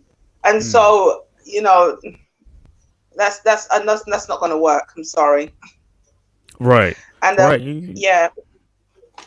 That's the conversation we should have. Relationship. Yeah. Yeah. Mm-hmm. Thanks for that input. Hey, what's up, Unstoppable Force? Glad to see you around, man. You finally calmed up now, huh? Yeah. You're out here now. Yeah. So, what do you think about the topic at hand? Can you hear us? Yeah. Yeah. Yeah. So, what do you think about the topic? It's time to think and care for yourself. Black man dating now and having other options. What do you think? What your experience? Yeah, I think that it's just in this country, this is a white country. Most of the women in this country are white, so you're not really mathematically going to find a girl who is black, for example, who's going to have the type of traits that you want or the personality traits that you want. So you're better off getting with a girl that's like the majority of this country, which is white. You know what I mean? You're more likely to get results that way. Whereas if you try and get with a black girl, it's a lot of these black girls in this country, they're born in this country. It's the first time they grow up in 21st century country that's advanced. They're not really thinking of catering towards a guy. You know what I mean? Like they're not really thinking of doing that. They're thinking for themselves. They're selfish. So even if you get with a girl like that, she's only going to be with you because you're at a certain caliber, at a certain level. So she knows the respect is not permanently there.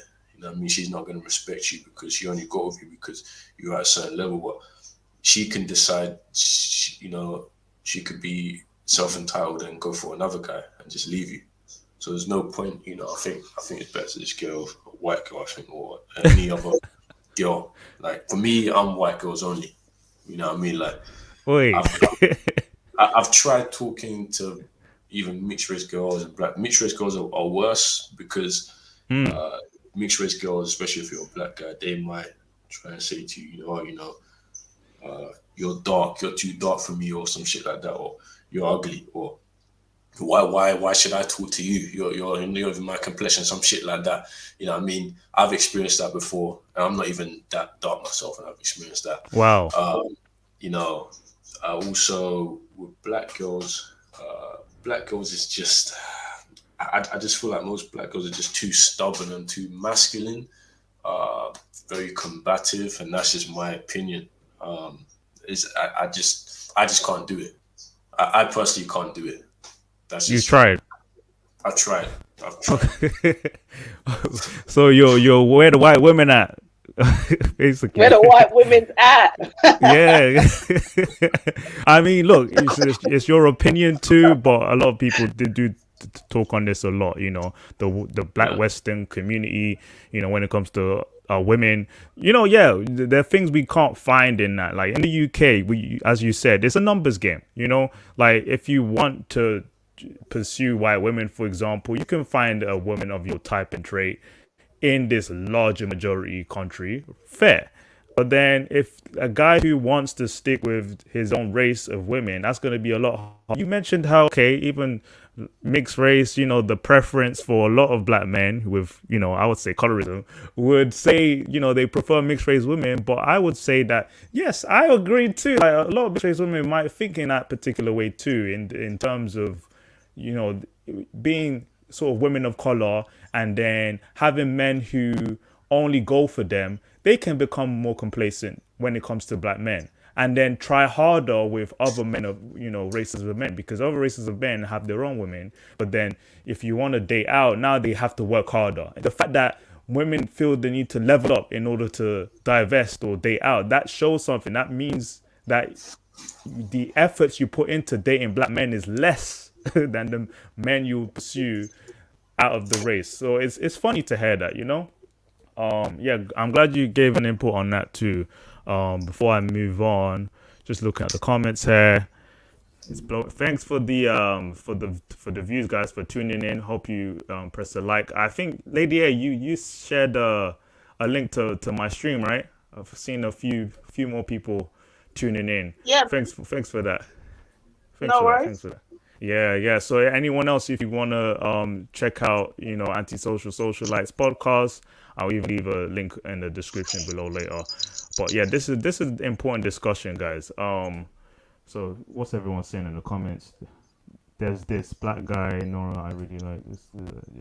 Everyone's just tuning in, basically. So yeah, but I was gonna carry on. So another thing a lot of people would is that when it comes to dating now, a lot of hoteps I've heard would say black women are the only women that can raise, your children, your black children or your mixed children, because they will understand the plight, and, spreading your seed with women who don't understand what it means to be black is terrible, or so and so. I think that's an attempt to restrict you even further, this sort of scaremongering attitude, because we see a lot of mixed race people with certain values. I mean, there's a mixture of reviews. Some people would say their white mothers or Asian mothers just didn't provide them with that or resonate with that when it came to racism. But then a lot would say, yes, my white mother did support me, and so on. And, or, it depends on who you pick at the end of the day. It's all about mentality, right? So I wouldn't say that, only black women are able to raise black children, but then a lot of these black women aren't even equipped to be mothers or wives. So what is your point in even emphasizing on the race of the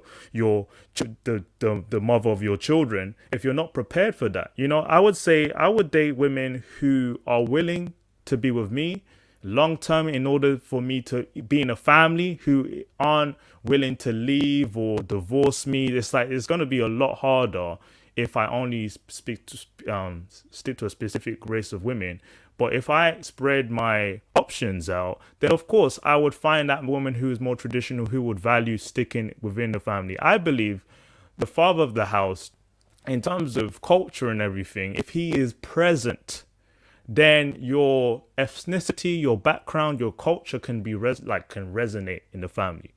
For example, I grew up with a neighbor, a black man, African, who married a Scottish woman. They were, together. They had 3 children, and they've been together for about like 22 years, like an old couple. And pretty much anytime I visited their house, it felt like it was an African household. I mean, she's a Scottish woman. She has her own culture. We live in the UK. We know what being British is about. But if you're a man in a relationship and you're present in your children's lives, in your family's life, you're basically the head of the house. You're basically the culture itself, right?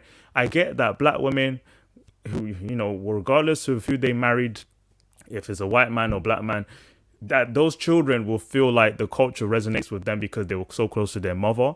But even so, like, it's like encourage black women to date out, but discourage black men to date out because you fear how your children are going to be raised. That's funny to me. Like, it's a double standard there too.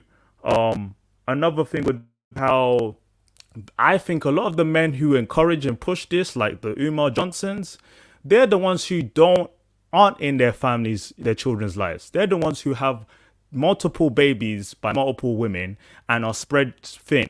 So like Umar, I know he has, I think 2 or 3 children by different women. So of course those children are being raised by black women, right? So in his mindset is that I'm going to embrace polygamy in this society that is unacceptable in this society. But to him, as long as my children are being raised by black women, that's all that matters. It doesn't matter if I'm present or not. I'm just going to make sure they're black and then just leave them. So that's what I thought. It was pretty funny to me. It's like you can practice, that and not actually raise a family. You just want to plant a seed and leave. That's funny to me. So that trait alone, I think, comes from men who aren't even stable in themselves and to even start a family. They don't even want that. They just want to be drones, like animals that just pop in and pop out. So, yeah. Any input on that? Yeah, I'm glad you mentioned that because the people who are ultra pro-blacks, the hoteps, I said to someone recently, you can be so hotep-minded, you're no earthly good. The hoteps are more matriarchal first. They're not even black first. They literally believe the most important thing that you can do is just produce black children. Like, as long as they're black and we're just keeping the population up, it doesn't matter how these people turn out, as long as you just keep producing them. And that's why they have that mentality where they're like, we have to shame everybody back onto, the Blackistani plantation. And it's like, no, if it matters, as you said, are you an active father in those children's lives? A lot of these men who are now on that pro-black bandwagon, a lot of them have been running the streets and they have multiple children with multiple men. And I don't care how good of a father you are, it's very limited how much time you can spend with those children. And, there's a certain woman on YouTube, allegedly she had a baby for another YouTuber, and he's got like 5 kids with 4 different women or something, or 6 kids with 5 women. And no matter how much he says, I'm active in my kids' lives, you're already a truck driver. How much time can you really possibly spend inputting in these children's lives? And so a lot of the pro-blacks, they're very matriarchal in the way they think. And they are the kind of brothers who perpetuate the dysfunction in black men, where they just kind of make it seem like the highest thing you can do is have a child with a black woman. But if black women were so awesome, why does the community look like this? Because, and I'm going to say this in close, I think black demographics showed that even when you look at the number of children born out of wedlock, which could mean the parents were just not married, but they're cohabiting, a significant number of those children are just being raised by single moms. So why does the community have such a high degree of dysfunction if these women are so intrinsically able to raise kids so well? The disconnect is right there. So, we have this, if you are pro-black and you care about the black community, you have to make a distinction between you, who is kind of bringing tangible results, and the Umar Johnsons who are good at talking, but basically don't actually do anything productive for the black community. Send me those donations. Send me those donations, because that's what they're good for, to be honest. That's what I've noticed. Yes, they're just like very good wordsmithers. They know what to say and how to act and sound. Yeah, and to be honest, in when it comes to this conversation, it's that easy. Like men, you should not feel restricted when it comes to relationships. I've been in that position where I felt like I blocked a lot of my blessings, believing in what I've seen. Like, oh yeah, I must date black women, but I had to make a lot of compromises. Like, oh yeah, she can be a little bit dominant, or oh maybe okay, she has a kid, or oh yeah. I'm like, bro, why are you stressing yourself out? Find the best you can, and it could be she could look any way she wants. She's a woman, you know. At the end of the day, it's just that how confident are you in yourself to do that, you know, to have other options to date out, and how confident are you in even being stable as a man to even be in a relationship. A lot of these guys aren't even stable for that. But yeah, Unstoppable Force, do you have any input, like, when it comes to your experience? When did you switch off? What when did you choose to, you know what, hell, I would date anyone I want, you know? Was there a time you felt different? To be honest, I've been like that my whole life. Right. I mean, for me, I just find it's not even that I find them more attractive. It's just I recognize things. I just recognize things, and I think that, you know, I feel like black girls, you're not really going to get the one that you want anyway, because there's too much, there's not really a lot of black girls. So you're pretty much, it's going to be hard for you, you know, almost impossible in some cases, you know. And I feel like black women are just more aggressive, like they're just a bit more, like I say, upbeat, have more energy. And I just don't feel that that's good for someone you want to have kids with. You know, if you want to be with someone and not have kids and maybe have fun and be in that type of relationship, that's fine. But if you want to have kids with someone, you want to have kids with someone that's more like submissive, you know? Right. I've been like that my whole life. Like, I don't really care. Like, right. Whoever I want, you know? No, that's the thing. You said it is pretty clear. Like, a lot of guys don't really think all these things. Like, when it comes to relationships, they just want someone who is just there, you know, like, yeah, just want someone to smash. Like, their own thing is that you know, they might do an ideological thing where, oh, it's only going to be with black girls, but I don't want to raise a family, I don't want to even start a family, or if I have a kid, I don't want to get married. Like, the system is against men. So in their mind, right, they don't have to be, they're not obliged to be a family man. A lot of black men aren't obliged to be family men. A lot of our friends, you know, aren't willing to even do that. But when you do, that's when, like, your mentality changes. Like, okay, I want to start a family. What's the most successful way of doing it?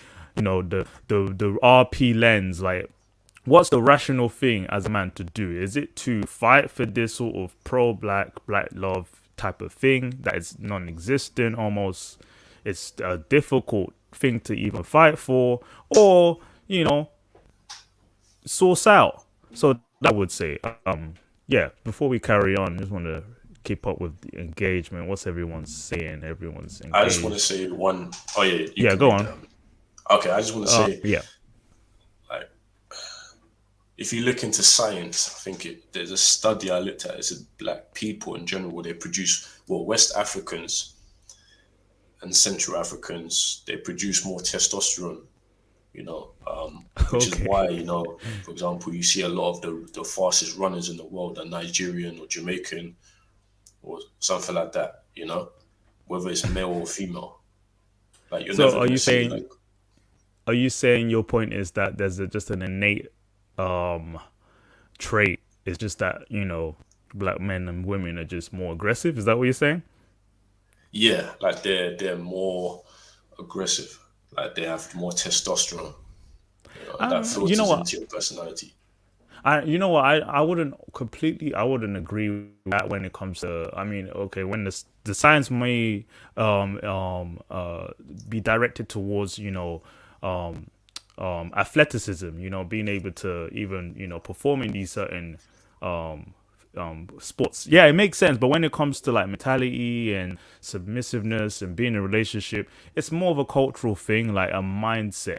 But if we have a trend of women or a culture that promotes this, you know, strong independence, like, the idea of being independent was there's no point in being with a man if you're independent. You're dependent on a man. Men are dependent on their women too. So it's like you never tell a man you're an independent man, you know. So it's like we don't fight for that as men, right? That's not important to us. But it's an agenda that's been going around for several decades, and it's been pushed on women who believe it's necessary, but it's actually working against them because of them on with who they wanted it to be. They're not starting families. They're single mothers. It's unfortunate, but I'm sitting here saying this: you can't save them as men either.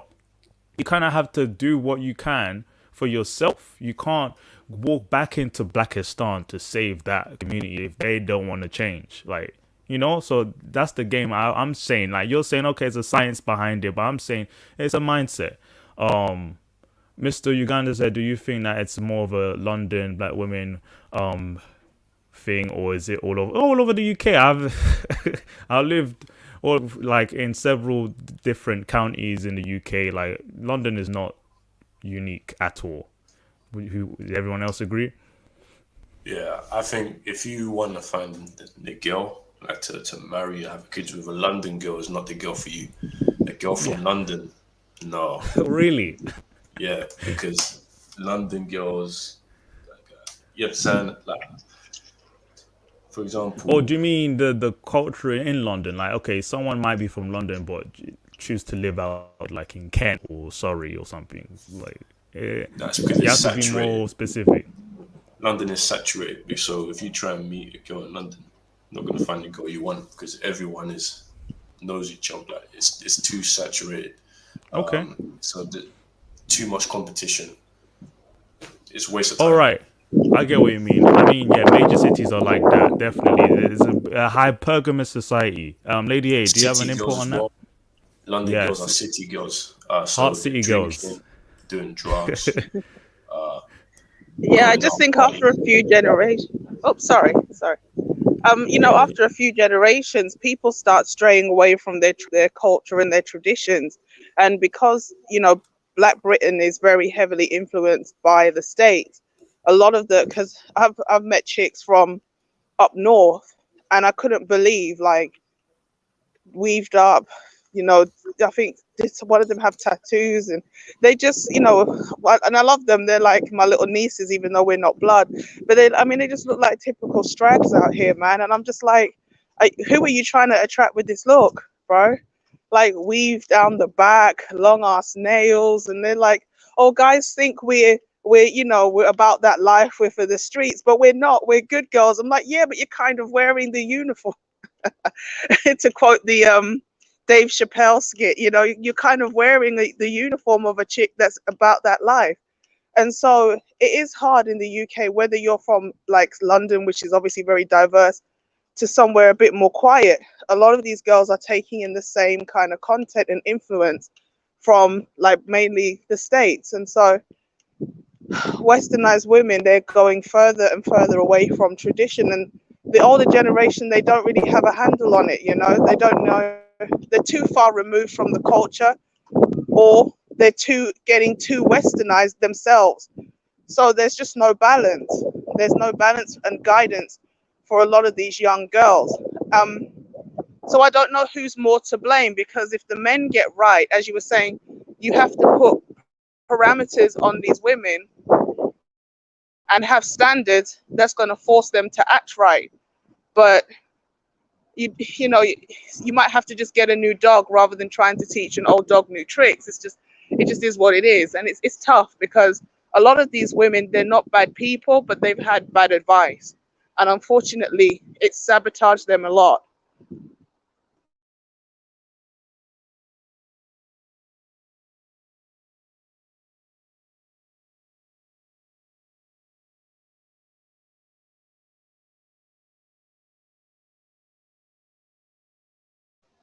Hello? The brother dropped off. I was sorry. I was mute. My bad. I was going on as well.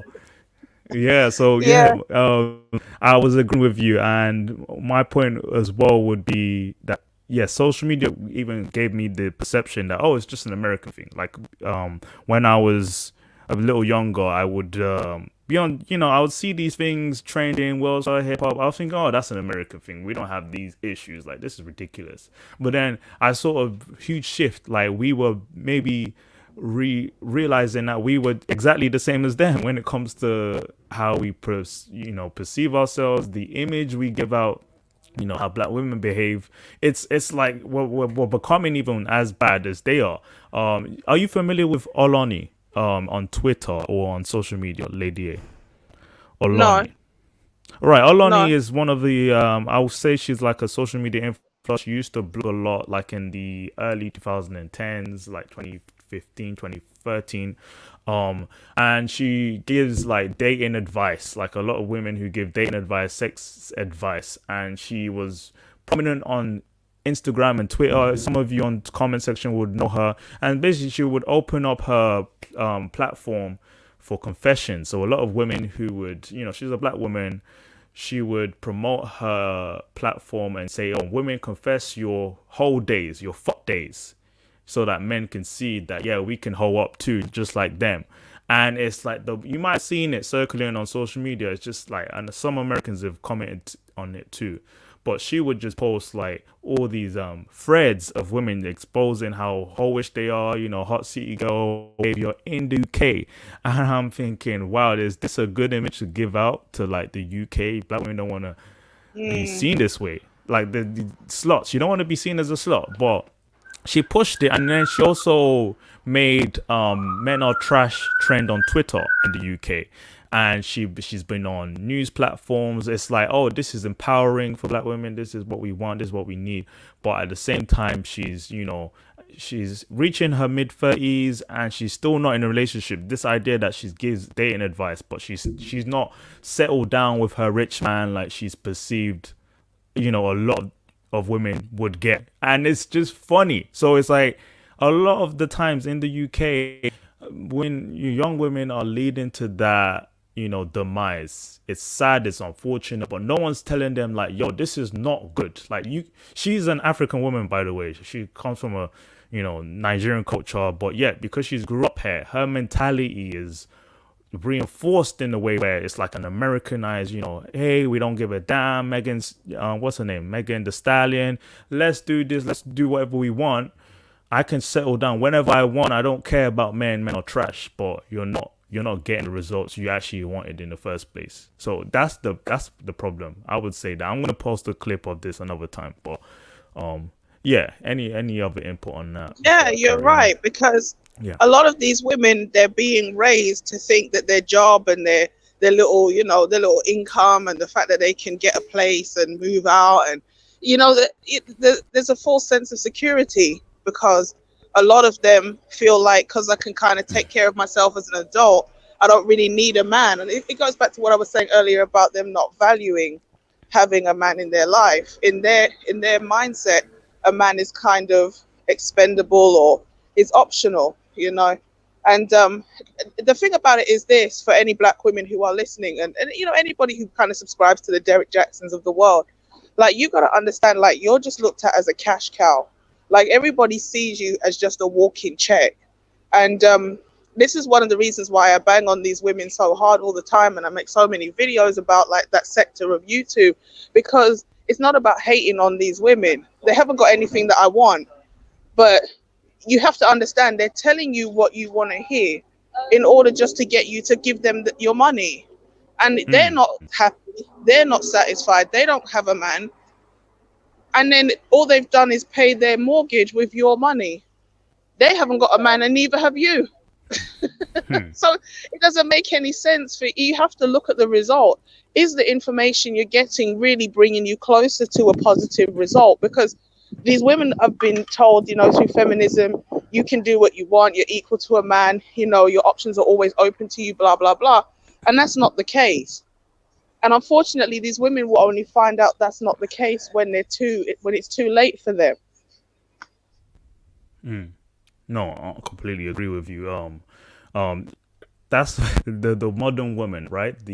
What does a few people call it in the manosphere? Modern day women. Well, yeah. So it seems as if black women are the victim of this pandemic, essentially, this sort of social dynamic breaking apart. Someone mentioned it in the comment, Oloni, yeah, the Yoruba woman on Twitter. You know, some people would say, oh, African women are more traditional, but those who are raised here are no different. I've kind of like brought that up as well. It's like we play games on, you know, exceptions to the rule. Yeah, there were confessions. Like, she's popular for that now, you know. I didn't see the word confessions, but I really don't want to see that because it's kind of repulsive and sad, to be honest. She's from my culture. She's Americanized. She doesn't count. I mean, hey, like, if she's popular for a reason. Derek Jackson's wife is a traditional religious black woman, but if you know the background to her story, she ended up with him, you know, out of pretense as well. She was actually a side relationship, and because she got pregnant, he chose to marry. So if you know that background too, it's unfortunate. Yeah, she is a religious woman, but she's a bit like, she needs help herself being with a man like that. I mean, to be honest, if he chooses to exercise his options like some men would, he still lied to the people. He still bashed men and made his position was to prompt women and lie to women about the issues in an actual relationship, but he covered up a lot of truths because he felt he needed to. You know, the common day Umar Johnsons. For real. I mean, I did a whole video on that because I personally feel that the wife is the one putting a battery in his back. Like, a lot of people feel like he actually writes what he says. Because what happened with Derek is not new. They've been going out since teenagers. He's always been dealing with other chicks. Right. So, you know, her background is traumatic, and that's why she dealt with him and stayed with him. But once he got popular and that money started coming in, she realized, I'm not going to get another guy like this. Right. So she don't mind turning up. And I mean, there's all kind of stories of, you know, he used to film himself with the other girls and she would watch it. Bro, I did a whole video. I'm not going to go into it now, but it's if you go to her Instagram, it's peaking these streets. Do you understand? It's peaking these streets. So I did not know this. So see, if people read into like all these accounts like that, you know, Derek Jackson and his wife, you see there's just more to it, and it's not like she's traditional or anything. There's an image they gave out to people, but once things started unraveling, we realized it's no different from the sort of problem that's happening in the Black American community, where this man is being shared amongst like a dozen women. I know you might have spoken on this as well, but I know the last woman that was basically exposed him was like a medical doctor or something, where, you know, a lot of these women they're not all just, you know, benevolent, you know, ratchet women. These are also women who are professionals, who are educated, quote unquote, or, you know, who have their lives together, but they will deal with the pookies. I would say Derek Jackson, he's just an articulate pookie in my opinion. Oh, yeah, definitely. You know, right? Atlanta is very much known for that. Men who either, you know, date multiple women and cheat on their wives, or who are on the down low. I've heard a lot about that perception in the community there. That's the Blackistan. That's literally, I mean, it happened recently, didn't it? The lawyer who was killed by the pookie boyfriend, and she's got a lovely job. You're highly educated, and she's dealing with a guy in an upmarket area, and he took her life. And what it comes back to is socialization. Unfortunately, a lot of Black women are socialized to see relationships a certain way. And we're often raised to fear relationships. We're raised to fear commitment and to be vulnerable and to basically take a secondary position. So we're pushed to be educated and independent, and that ultimately puts us in a very masculine frame of mind. And if you only think of a man as good for sex, well, then you might as well get the most that, you know, turns your crank for you. And sometimes that's going to be the most chaotic, the most dysfunctional, even a dangerous guy, because at least he's a bit exciting and he breaks up the monotony of the other parts of your life.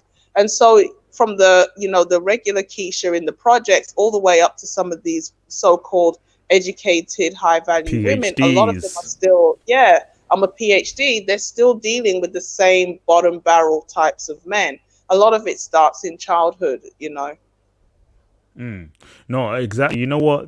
That's the example they use a lot. That say, oh, black women, we settle. We always go for the men who don't have much. Like, well, you're picking the pookies. That's not who we're talking about when people say settle. It's like you're using that as an example. You're dealing with men that of the dating experts would explain that some women just pursue the quote unquote bad boy or the alpha male apex, of masculinity, but he's not very well established or stable himself. You're just dealing with him for that, recreational use. So a lot of these women would complain about how men aren't serious, they don't want to settle down, they don't want to, but you're dealing with the men who aren't available. So it's like, hey, look, just accept the fate that you're just not gonna settle down properly. You're not gonna be in a proper relationship because you're not stable yourself. Some of these women need therapy. That's as simple as that, right? Definitely. And it's just the blame game must end, right? People need to find a solution for themselves. And I'm here saying that I'm not even talking to women. Like you definitely have your content on your channel basically exposing the truths. And I would say I'm even more focused on how men behave, how they speak on these things. Like men aren't deciding for themselves anymore. They're doing it for the community. They want to be a part of a plight that is pretty much non-existent. Like honestly, what's best for yourself is actually best for your family. A lot of people who say, okay, why are you selfish? Men aren't being selfish. Men want to set a foundation, and it has to be with the right woman. It has to be with the right partner to have those children, not just any random who you think, oh, this is great for my image. I don't want to be stared at if I'm dating out. I want to be with that woman. No. If you want that, you're gonna have to be aggressive. You're gonna have to find that woman. Like, I don't know, dating apps aren't useful. Maybe a matchmaker, even the professional women you might want to pursue. It's like, black men would have to work harder for that, to find that. I mean, go for that. I would definitely, promote that as well. But at the same time, black men, stop stressing yourself for some type of ideology. Besides the Can point. I just put something in the comments and then I'm going to drop down? Of course, shout out to It Is What It Is, I think. They made a comment about the money leaving the black community. And the thing about it is this. You mentioned it earlier, but we didn't elaborate on this concept of like economic pro-blackness. I don't see just producing black kids or wearing an Africa chain as being pro-black. We need it to translate into something tangible. And what I notice a lot of times, even when a black man has a non-black wife, he still wants to enrich the black community. But I don't see any smoke for the black women who get white men, but they never do anything for black people. Like, what projects has Gabourey Sidibe or Eve or somebody like Serena Williams done for the collective of black people? And again, if you're saying the black community is just black women and black girls, then maybe you could say like Oprah, she did something. Allegedly, she did something for boys as well. But, what's publicized is what she does for black girls. And so a lot of these black women who have the money, when they date out, they don't look back to anybody. And no black woman says anything about how much money leaves the black community. And a lot of these women who are dating out, they're getting men who don't even make as much money than them. And so they have to finance this white husband. And then on top of it, if they separate, she's got to keep paying alimony to this white guy. But none of these black women on social media talk about how much money goes out through these black women who are successful.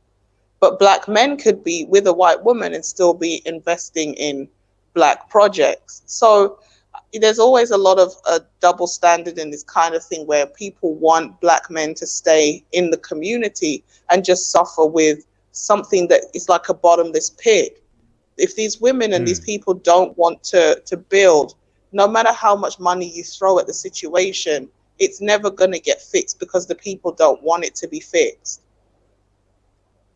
100%. Because again, the aspect of the matriarch, that's what the pro-black agenda is. Like, it's black women can do what they want, but black men, you have to stick to this criteria. Perfect. Thank you so much for your input today. Yeah, so 100% agree. I couldn't find a comment where he mentioned that in particular, but I'm gonna react to the remainder of that video. It's very important. Hey guys, click the link if you want to see the full depiction of that panel. But thank you so much, Lady A, for tuning in. Hope you guys also check her content out as well. She definitely delves into similar topics, so do so. And thank you all for tuning in as well, for those who came from her channel. This was a great topic. I'm going to stick up for another 15 minutes. If you guys want to mention anything else, that would be great.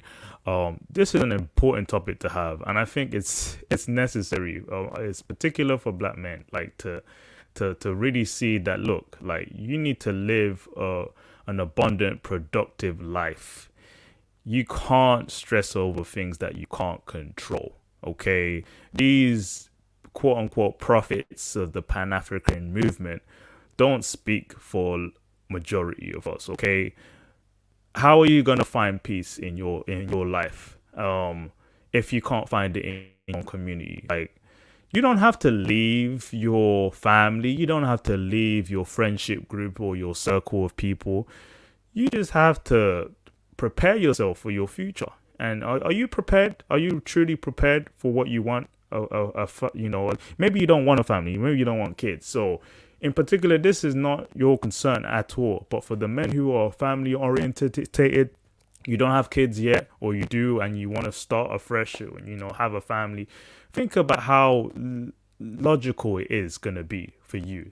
It's a numbers game when it comes to dating, and it's a character building perspective when it comes to your journey in life.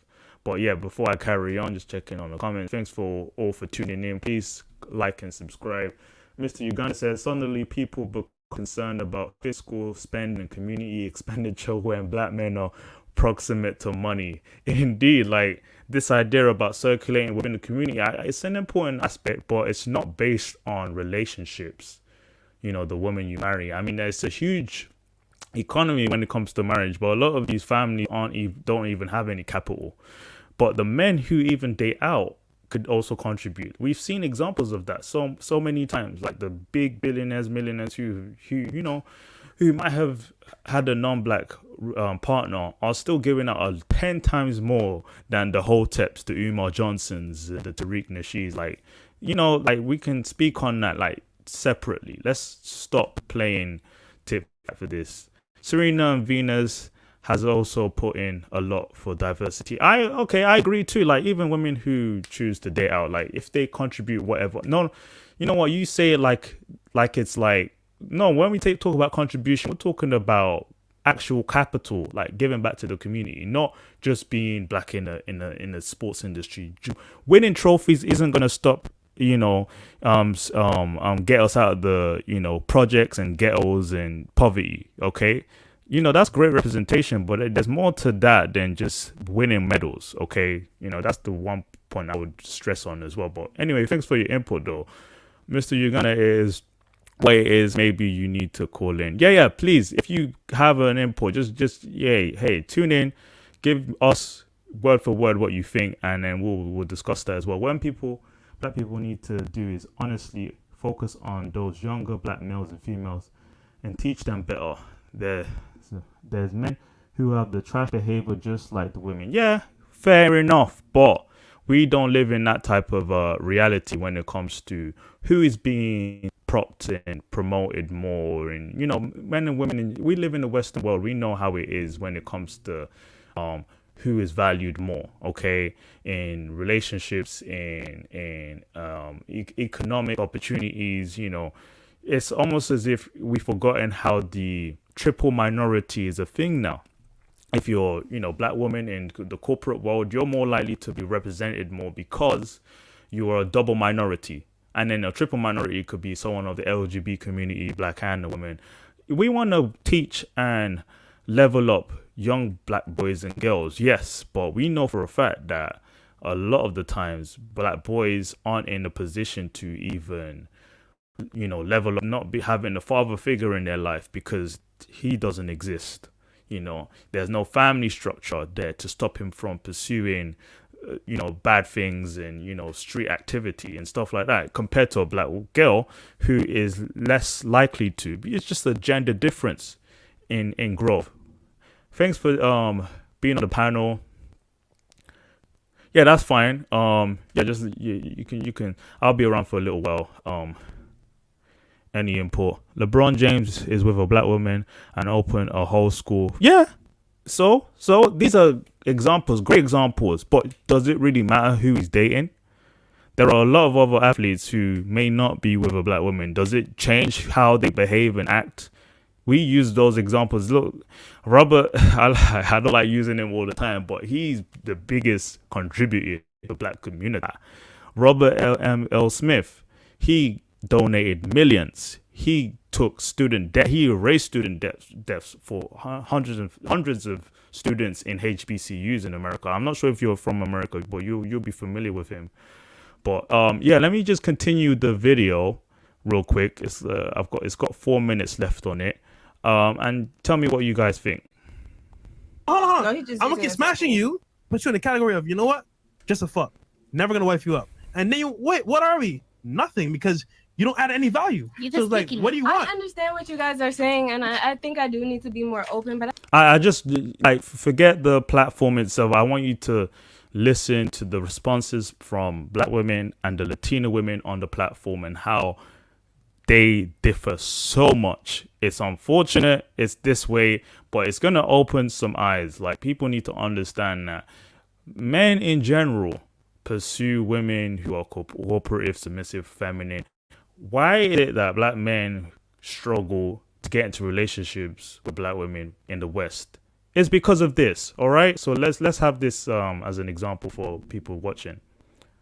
I think I am a little bit spoiled. If I see a bunch of dishes in your sink, bro, ain't no dishes at my house. I didn't even grow up like that. Like, as soon as you eat, like, you wash the plate. Like, I'm not used to a dirty house. I don't care. I'm not.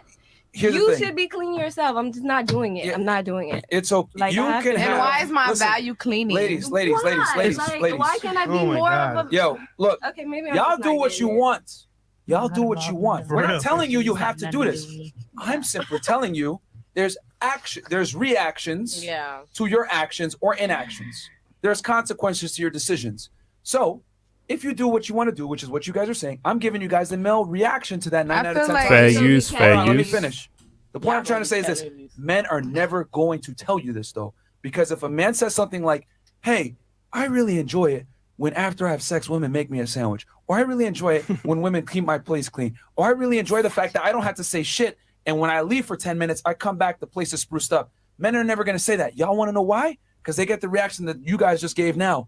Misogyny. I'm not valued on what I clean. I'm not valued on that. I'm so much more than that. So a lot of guys just don't say shit.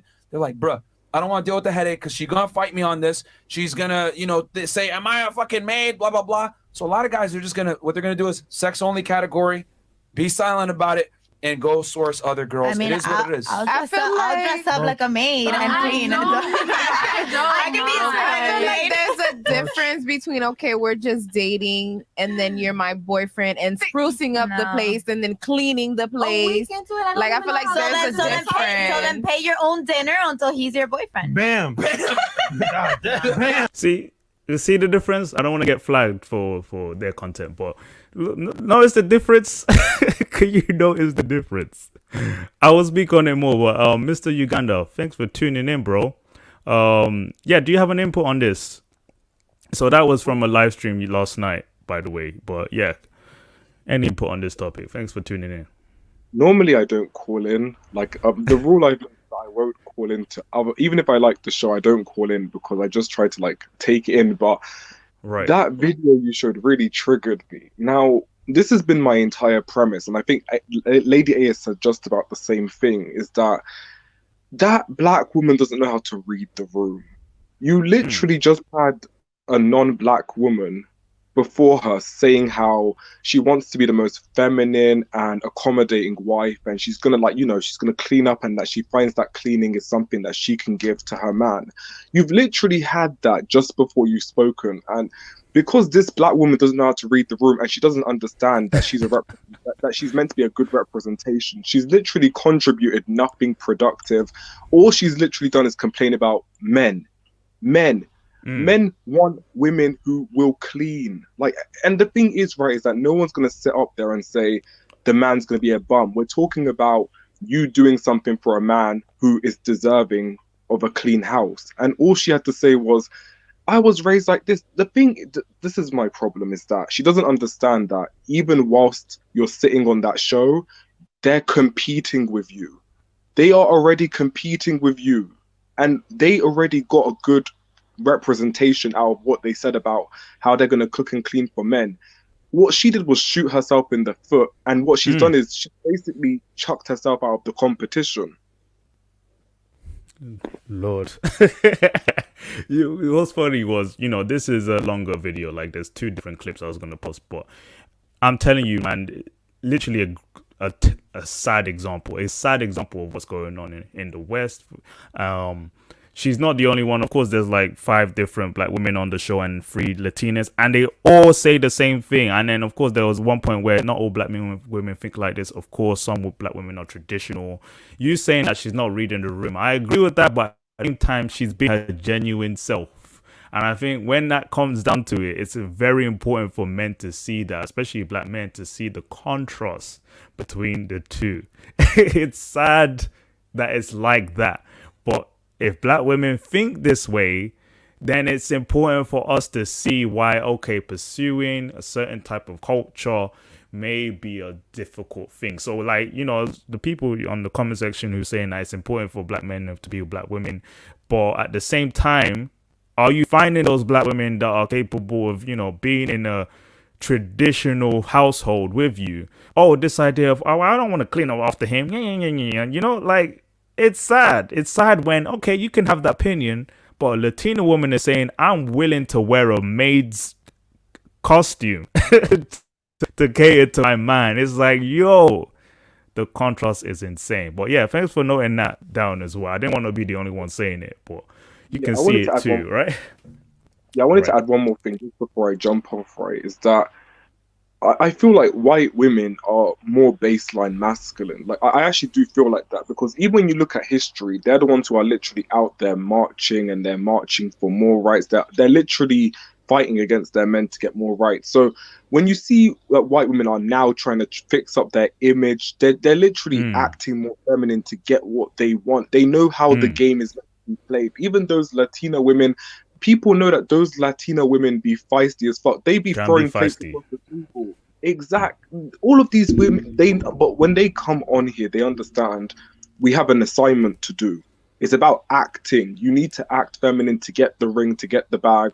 After that, what you want to do is your business. But that black woman in particular, she's not playing the game like someone who is strategic would. When people are strategic, they understand that you have to accumulate a few losses to get what you want. So even if that's not what she believes, as far as, the whole plates thing and stuff like that, suck it up and put forth a good image. Because now this clip, it's gonna be disseminated. Her face is out there along with this very weird sort of request not to wash up. Can you imagine what type of... Bro, do you know what this episode is titled?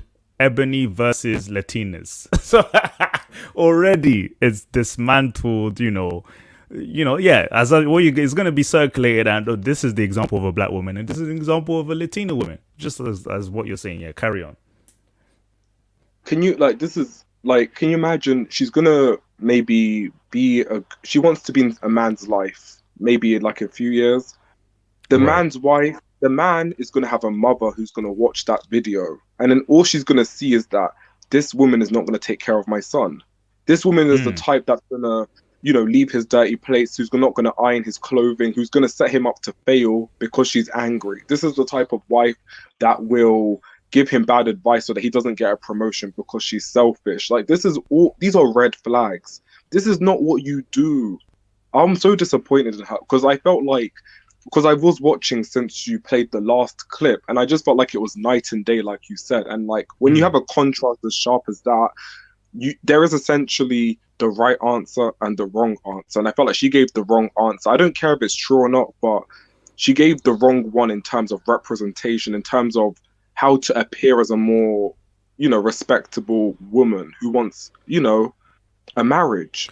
You know what, Mr. Uganda, I can agree with you on that, but I even thought about it like whilst I was watching the show, is that she didn't expect that, along with the other black women on the show, they didn't expect the Latina women have that perception. It was almost like, oh, they thought everyone was gonna be agreeing in unison. Like, why would you expect to clean off your mind? I'm convinced that a lot of these women are oblivious to the right answers, even though you're saying she could have just worded things differently. You've not even mentioned it like that, but it was her not realizing that this is what men like. It's almost like it's exposing the premise that yes, they're living in their own bubble.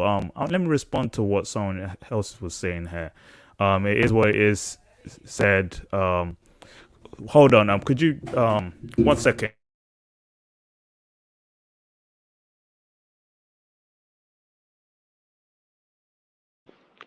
I guess we're gonna wait for Duke to come back. But yeah, just to respond to it is what it is. You said that the video was not a representation of a real Latina women who are actually here. That was my point, though. Like, even if she's not actually like that, she understands the assignment. She's acting. Most probably she's acting, but this goes a long way towards at least attracting suitors. Like, she's not going to perpetuate an image that attracts her a bum. She's literally putting herself out there, basically advertising that if someone wants a feminine woman, hit me up. And what the other black woman did was essentially put out an ad saying, don't hit me up because you're not going to get the type of feminine woman you're looking for. So even if it isn't how the Latina woman really is, which maybe it probably isn't, she's done a good job to put herself out there as someone who's at least accommodating, who isn't difficult, and who can be right side by side and not make a mockery of the image. Yeah, I'm back. I was listening in. Sorry, I had to go somewhere. But yeah, so I can actually double down and agree with what you're saying now. With the Latina one that was talking, right? She's actually a single mother of 3. So at the end of the day, she's not traditional herself, but she knows exactly what to say. The right answers. You're right. So in context of knowing the people who are even speaking, like, I can give extra info on that. She's not even traditional herself, but she knows she may say the right things and act on it too, to kind of to kind of feed into being in a relationship. So even women of other cultures may be problematic as well. I agree with that too, but they know what to say and do to get into relationships. So it is what it's purposely done. This is why I hate social media. Pick the worst videos of black women. Look, I did not pick this out of nowhere. This was last night, and I watched that show. Some of you may not already. I watched that show often. The same attitude and behavior was said on a Friday night show, and we see it everywhere. Social media may be a bad representation of reality, but where are the other forms of representation? We see everywhere. We're not complaining on things that don't exist here. This is a problem, and it's not as if women aren't vocal. Women are vocal. Even women on another side, like we just had Lady A on, basically agreeing that yes, women in our community have a problem. It's not like it's like a hidden agenda. That video was no representation. Yeah, of course, I actually explained it. That woman herself is not a traditional woman, but she said the right things, and she probably practices certain things to attract the men around her. So it's as easy as that. Are black women doing things to win or to just sound right? Anyway, Jelly, it is what it is. You must live in an area like mine. Okay, go on. Because that video was offensive, because I would never complain about cleaning, cooking, or doing anything. Even if I'm single, I do that stuff anyways. Okay, so, some women, of course, are traditional. We've said it over and over again on this live. We know there's a problem in the black community. There's a problem with looking down on traditional values and dynamics. So let's not pretend like it doesn't exist. Just because you're not one of them mean it's not true. Like, there isn't a trend. Like, there isn't the Megan Thee Stallions, the hot city girls, the hot summer girls out here. Like, let's not play around. Just because they speak vocally on social media doesn't mean that they're the minority. And hey, look, I would love for you guys to bring in your views. I am not against having people who disagree with me on the platform. If you want to carry on leaving comments, I will definitely reply to them. But we have to have this discussion. It's very important. Mr. Uganda, I'm not sure what happened. Did you lose connection? Or if you want to come back, let me know as well.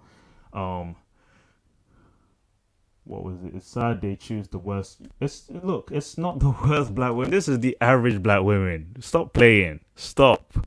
In the West, like, I'm African man. I know for a fact, if I went back to Nigeria, if I went back to parts of Africa, I know I could find a traditional woman. But should I have to travel to find a traditional woman and bring her back here to be surrounded by that nonsense? It's like, come on, let's not play around. Even look, I'll give from my own example. I'll get personal on here.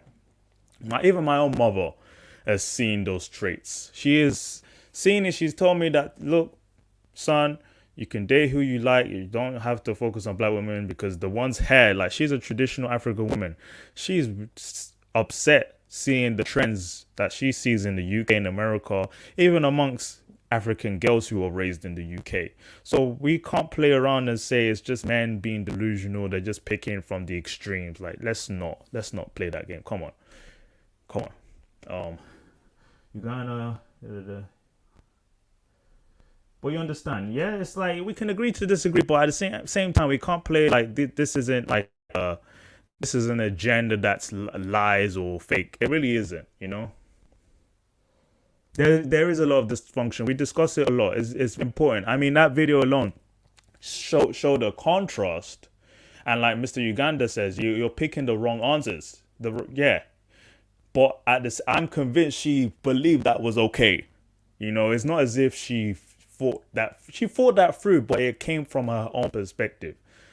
Like, if I'm not going to clean up after my boyfriend, look, I'm a clean person. I'm a hygienic person. I don't need anyone to clean up after me. But if I have a girlfriend, I'm currently dating someone and they're doing certain things to get my attention, like, oh, you're cooking for me? Oh, that's nice. And they're doing it like every weekend, every time I visit. I'm thinking, I'm really feeling this girl. Like, it's like certain things like guys don't have to say or do to ask for.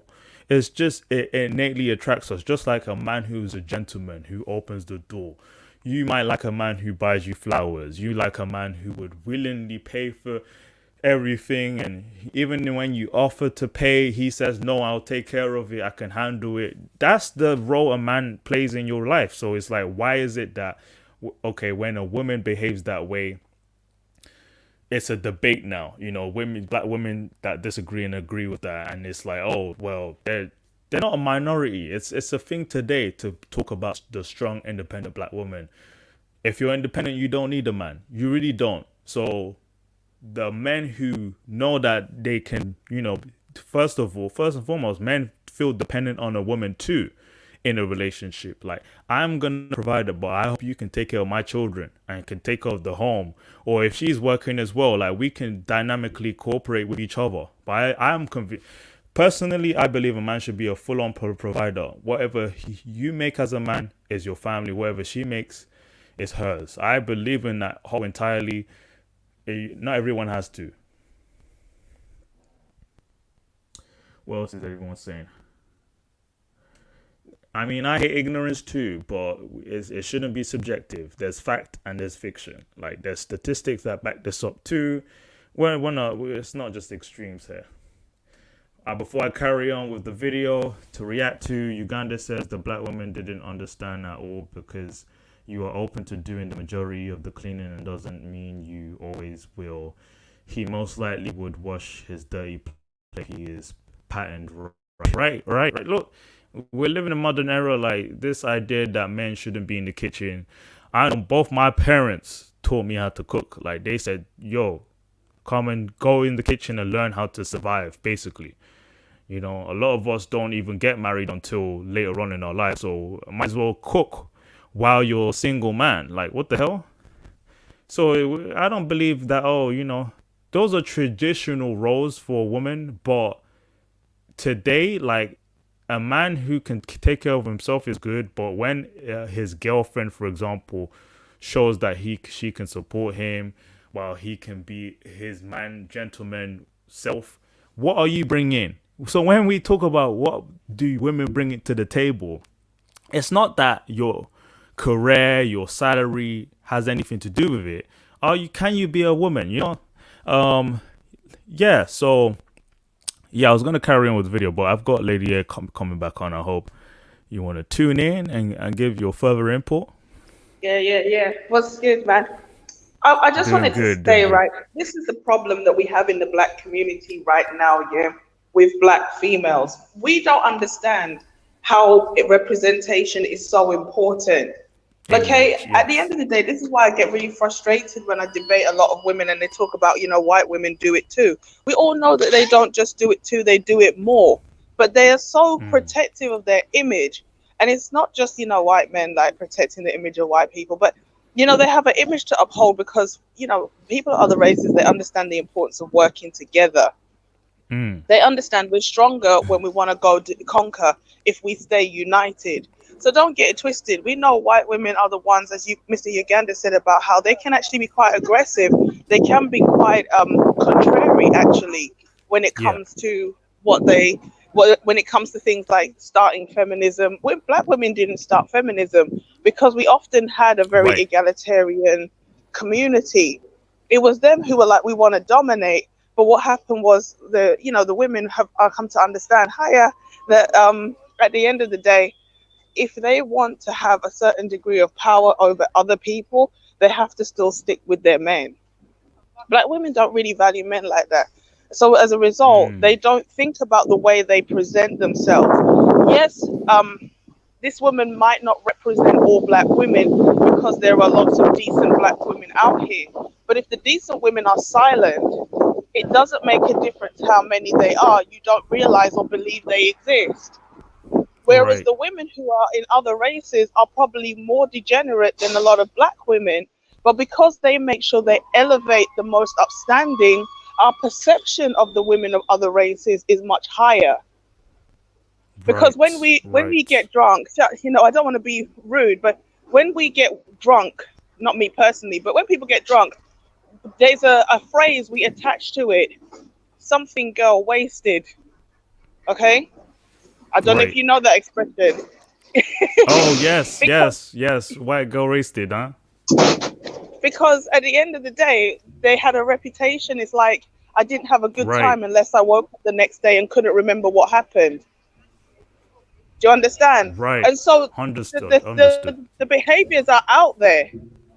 It's just we don't necessarily connect the dots so readily because as bad as it be, when there's negative representation of, for example, white females, you've also got a lot of positive imagery as well. And one of the things that really hurt me about Fresh and Fit was, there's been a couple of viral videos recently of him throwing Black females out, and someone muttered in the background, why is it always the Black girls? When it's not. I'm pretty sure he's had to throw out a lot of chicks from every group. But for some reason in his mind, it's like, why is it always the Black girls? And I caught it on the audio and I thought, God damn. Even if it's not always the Black girls, it's going to feel like that because we are so out there with the bad behavior. Yes. So I just wanted to just drop that bit in there. No, 100. You definitely covered something I definitely called out too. That's the thing too. There are times when I'm like, I would want to protect the Black female image too because I'm a Black man. So it's like I wouldn't want that to be associated with my group. But at the same time, it's like these are the women that are reinforcing it. It's like I can't do it as much. I can do as much as I can, but you perpetuate that already. That's the image you throw out there. People are watching. Marathon Man, you're back. Welcome back. Any you're right. Further. Thanks for tuning in. No problem. Can you hear me? Yeah, we can hear you clear, bro. Yeah. And the thing is, like with Black girls, they double down on that image as well. So it's and the thing with white girls, or Beckies that I call them, Beckies are really sly, you know, because what Beckies do, they will big up the black girls for how they act in public. Be like, yeah, you go, girl. Yes, And, queen. you know, you're independent. Yeah, but they'll big them up in public, but they won't act like how they act. And it makes me laugh because it's like how certain women, they judge themselves from how a man is judged, like in terms of their income, you know, their status, and they think that that's attractive to men, but it's not. The thing is, it's attractive. Other women find that attractive in women, but men don't find that attractive in women. And like with Becky, the thing is, they will gas up these black girls' heads. They always do it, you know what I mean? They'll be like, yeah, you know, even with the feminism thing, they'll be like, yo, you go, yeah, we don't need a man. But you see, they're going home to their man, and they're doing whatever their man says. I'm telling you, and the thing is, I don't know why black girls always get caught up in it. You know what I mean? Yeah, you know, we support you. Nah, they'll just keep quiet, even. I can tell you why, bro. I'll tell you why. Because deep down, secretly, these women, especially in America, with all due respect, they worship white women. You see, when they say, oh, black men want white women because they want to be close to white power, that is a projection. Yeah. A lot of these women want to be white women. And that's why they bleach their face, they put the blue contacts and the blonde hair and everything, because they are desperate to be. The only person who can validate them as attractive in their eyes is a white man. And the only person the white man wants is a white woman. So they do their level best to replace her. Okay? Because, for example, can I just, sorry, I know I cut you off, but do you remember the incident where they went to the school dressed in the bonnet and the t-shirt, and the principal said, I'm going to implement a dress code for parents? There was a news article about it, and the white woman, I remember that.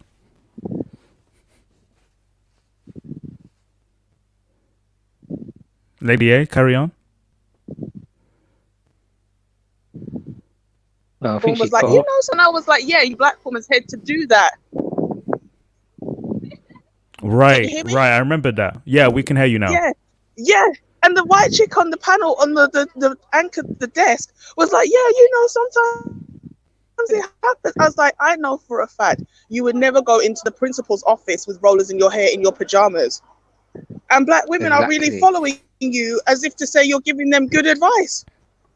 Exactly. And the thing is, just like with the feminist movement, black women need to stop getting tricked like that, because I don't know whether like Becky's scared of, maybe they're scared of black girls. I don't know, but they always in public, they won't say, like, you know, nowadays maybe one or two, but most of them they'll always support the bad behavior. You can do what you want, but they don't copy it. They never copy it with their men. And you gotta black women have gotta stop getting tricked like that, because but to be honest, that kind of masculine behavior is attractive to women, to other women, but it's not attractive to men. Like the money you earn and your status, that's not attractive to men. And I can understand why in an equal world it should be, but it's not. You know what I mean? I'm like it's not that anybody better, but black girls need to smarten up a bit, and stop. And the thing about stop allowing these ploys and these plays, man. Stop allowing these women to put a battery in your back, because it's all about keeping black people down. Yeah. And I had to check the guy on Instagram recently, because he was like, oh, I noticed you like taking pictures of women in bonnets and laughing at them. I said, listen, you need to take your virtue signaling somewhere else, because I'm not here for it. Okay? You are white or you are mixed, and you are perpetuating all kind of dysfunction in the media that black women buy into. And this is making our men not even like us. Our men don't want us because we're too big, we dress raggedy. The woman is like about 250 pounds, and she's dressed like a toddler in leggings and a bonnet. In But the thing is, UK, it's like, where we have Primark, the thing is, it's for like, the same it's like, £5 you picked up a leggings, you could have you know got a what? nice skirt, ma'am.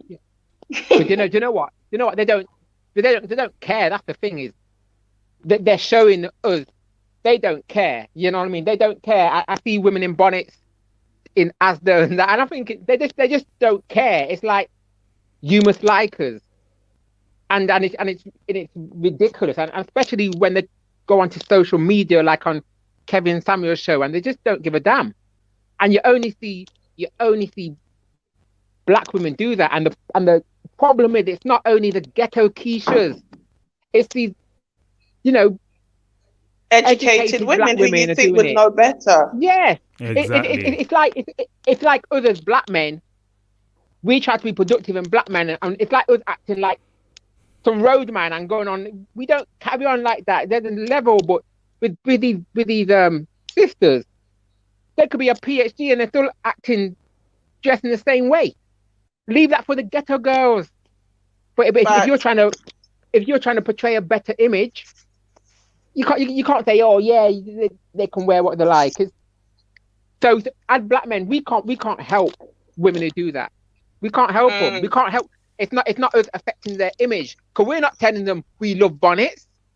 We're not telling black girls we love that, or we love the wigs and the, you know, with these long horse hair. We're not saying we like that. The nailed dragon claws. Yeah, nailed and pure tattoo. Who likes that? I don't know. I don't know if white guys like it. I don't know, but I don't know. The only black guys who like it are maybe some of them road dudes who don't business. But you know, most men don't like that. So I don't know, either they don't care or they just don't business about what men think. And the thing about it, I wouldn't mind if it's just some ghetto girls, but you're talking educated, sophisticated sisters busting the bonnet. Come on, man. I don't know. I actually seen a couple of men wearing bonnet as well, you know. Let me Take some pictures, tell us what's going on out here. Yeah. I was like, what's going on, man? Black man wearing these bonnets, the same ones. Like, I felt like saying something, but I didn't bother saying nothing, you know. Embarrassing, No, man. you see, this I was planning on making another stream next week to address men in general when it comes to black men's image too.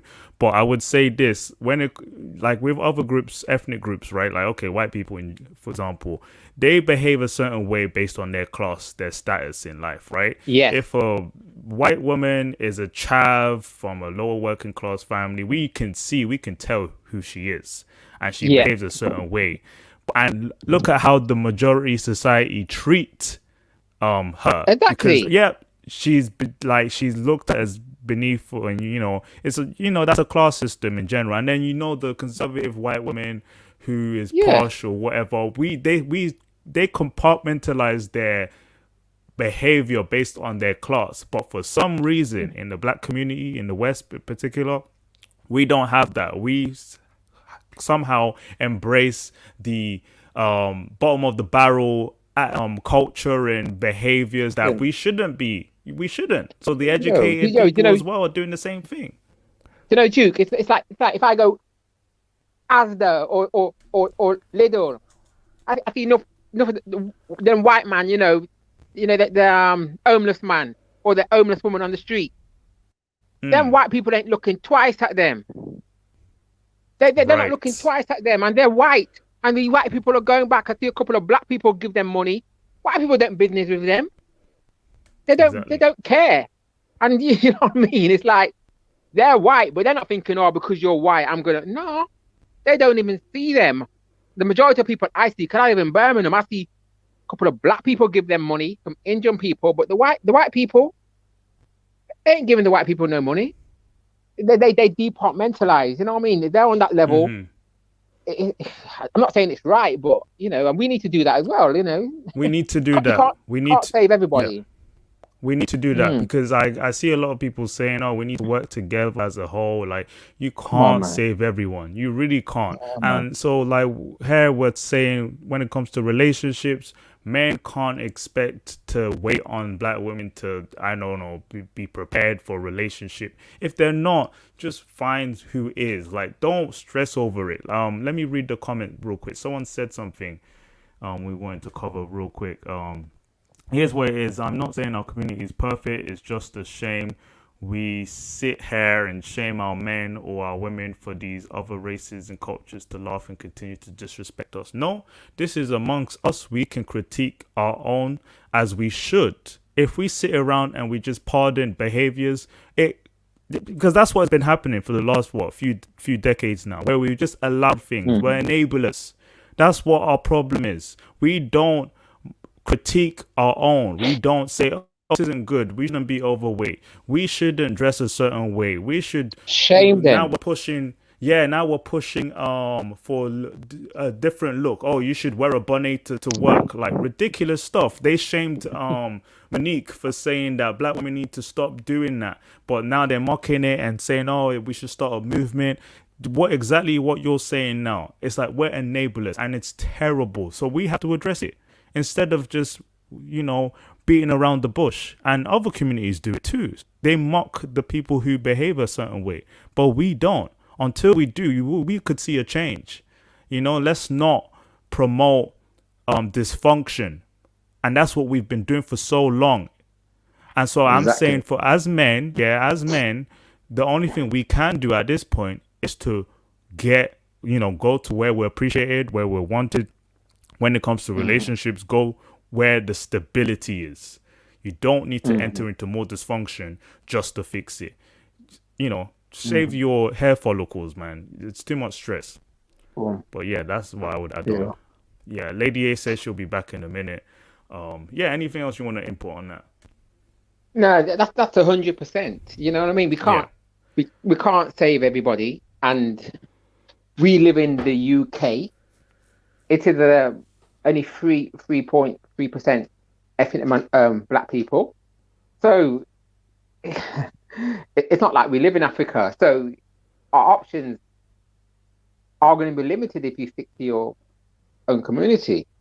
And especially they've shown that, it's really hard, like I said, and the thing is, just don't limit yourself. Don't limit yourself. I'm not saying only date Becky's. Nah, I'm not saying that at all. But if you want to do it, that's all. You know what I mean? We're not saying. Well, you shouldn't be shamed for it. Yeah.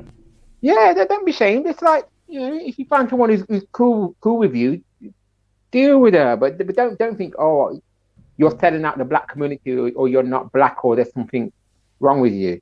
No, as a man, like I said, we need to do what we want to do as men. You know what I mean? And I think it's mainly women who are shaming us. Even though there are some guys shaming us as well. But as a man, you do what you want to do. That's what we're men. We're in this environment. What does they want us to do? If it was all black, we'll be dealing with most probably sisters. But we're in this environment here where, there's hundreds of Beckys around here. And, like I said, don't be shamed, guys. You know what I mean? My point was that, exactly what you're saying. I'm trying to push the narrative here. Like, guys, just pick what's best for you. Stop. Don't fall into it. I've spoken to a lot of like black male friends who have said that, oh, I don't know, I'm worried about how it's being perceived. Well, we've got to change that. Open your way. Find who's best for you, however they look. She doesn't have to be a black woman, okay? If you can't find a black woman who can be your type in terms of like being feminine, friendly, beautiful, that's what we see. So it is what it says. I was addressing other YouTube videos who claim to promote fixing dysfunction and all they do is disrespect. The thing is, fair enough for clarifying. I would say this though, I don't even agree with addressing it all the time. I think dysfunction is dysfunction. The idea of fixing it, especially among adults, is inevitable. There's no fixing it. So it might as well, the ones who are capable, who are stable in themselves, just find where you are appreciated. Outside the community, it's fine. And you know what? You know they say like disrespect. But sometimes especially within our community, it needs that shock. You know what I mean? You could try and be like, that's why Kevin Samuels got so big. You know, it does need that shock. Because you could say, you know, I think you should, you know, need to try and do better and smile. But sometimes you got to have that shock. And I think that's why we're moving forward, just shock the community into doing something about it. So it might sound, and again, with sisters a lot of the time, we're not allowed to say anything. You know, you're not allowed to say, don't do this. You know, because they're not used to, a black man not allowed to say it, by the way. We're not allowed to say anything. So that's why they'll say, oh yeah, you're disrespectful. No, we're telling the truth. And we're men, and we're meant to be leading, aren't we? But we can't say this. And you know, and I hate when people say we shouldn't say this or black men shouldn't say that. We can say what we want to say as black men, especially in this space. You know what I mean? And maybe people don't like it, but we as men, we could talk about what we want to talk about. But I noticed, you know, some sisters come in and say, no, we shouldn't say it like that, or we should, you know, don't be disrespectful. Like, you know, it is what it is. But one thing I want to ask you, you know, Duke. So you know, a lot of guys who only date sisters, and they say and they understand the problem in the communities. What are they doing? Are they not? They're not. Like, I think men are more race loyal, to be honest. Black men, they're not dating other races. So are they just not dealing with anybody, or that's what I'm trying to work out? Because they're not dealing with other races, but then they understand they can't find the girl they want in the community. So what are guys doing, really? Yeah, so like what someone else said in the comments, that a lot of black men make compromises. Like, yes, a lot of them still just date black women, right? They would, oh, I can't marry. Like, a lot of them don't marry. For example, they might be with the same woman, or they might have multiple mothers, or multiple baby mamas, and then you have those who date single mothers. So it's like a lot of the times, men who are race loyal will change their standards. They will lower their standards to be with certain black women in our community, which is like unfortunate to hear all the time. I mean, I'm not putting down single mothers, but I'm saying that a lot of black men are doing things we don't have as much of a high standard as other men in in society. Asian white men will say, I want my woman to be, you know, fit. She has to be this size. She has to have this type of character and attitude, come from a good family. We don't have enough criteria to fit. Like, a lot of the times we just take anyone. So until that changes, that's why I'm here. Like, this is my platform, is for men to kind of sort of wake up to the reality of things, act on things in the benefit of you, in a way that will make you stable and start a family. That is your role as a man. Simple as that. If you don't want that, you don't need that fight. You don't even talk about pro-blackness if you can start a family. But at the end of the day, if you want peace in your life, if you want stability, pick the right woman. Stop making compromises for a group of women that don't even care. You know, so at the end of the day, do what's best for you. And I'm gonna sit on that. On the comment section, someone said this was a good life. Oh, thank you. Yeah, it is what it is. You can definitely disagree with me if you want. I am here to engage with other people's point of view. But yeah, thank you for tuning in. Vincent, hey, you started off in the beginning and you came back. Yeah, we're still on for a bit. Yeah, that's good, man. Yeah, besides that, yeah, like the video I posted, I mean, you know, it's an image thing. Yes, definitely. But at a certain point, we realized that a lot of our young women in their 20s all believe the same agenda. I think it's even harder to find a younger girl like in their mid-20s that know what starting a family means. A lot of the times it's like older women, once they reach like a later time in their life, like 34, 35, that they realize, oh, okay, I have to be a submissive, you know, woman, stay-at-home mom, find a successful man to take care of me. And I to be honest, in my opinion, that's already too late, you know. So like people have mentioned Kevin Samuels, he's brought up a range in which women should settle down and have kids, but a lot of the times it's actually a problem with black women to settle down eventually. They kind of settle down too late and expect too much. I'm tired of seeing women in their mid-40s complaining about where the good men are. You don't deserve to be with a quote-unquote good man because you've waited too long. Essentially more, I'm going to go into it now, but a lot of good black men who are established and stable want children, want to start a small family, can't rely on middle-aged women to do so. Stop expecting your age mates to settle down with you. That's why I would encourage age gap dating too, because a lot of the times if there are black women who are prepared to settle down and have a family in their mid to late 20s, they should. And if they don't, because they're told that you can be independent, you don't need a man, then it's on you now. It's too late for you now. So that's what I would definitely sit on as well. Yeah, what do you think about that? Yeah, can I just weigh in on that? Because I see people throwing up my boy's name, KS Defense Force, unite. Yeah, man. I love Kevin Samuels a lot, right? But I tell you why. Not because of him personally, but because his show brings out a lot of truth. A lot of the things that people have been saying in the manosphere for a long time, they actually prove it with their own mouths and by their own confessions. And the other thing that I find so interesting is the responses. Like, certain channels have been born just to critique what Kevin Samuels says on his platform.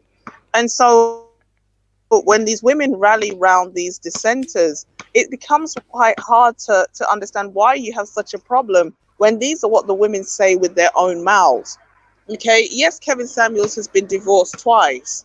And at the time when he was struggling financially, or maybe he just had money under the table that wasn't on the books, a lot of black women are not getting married once.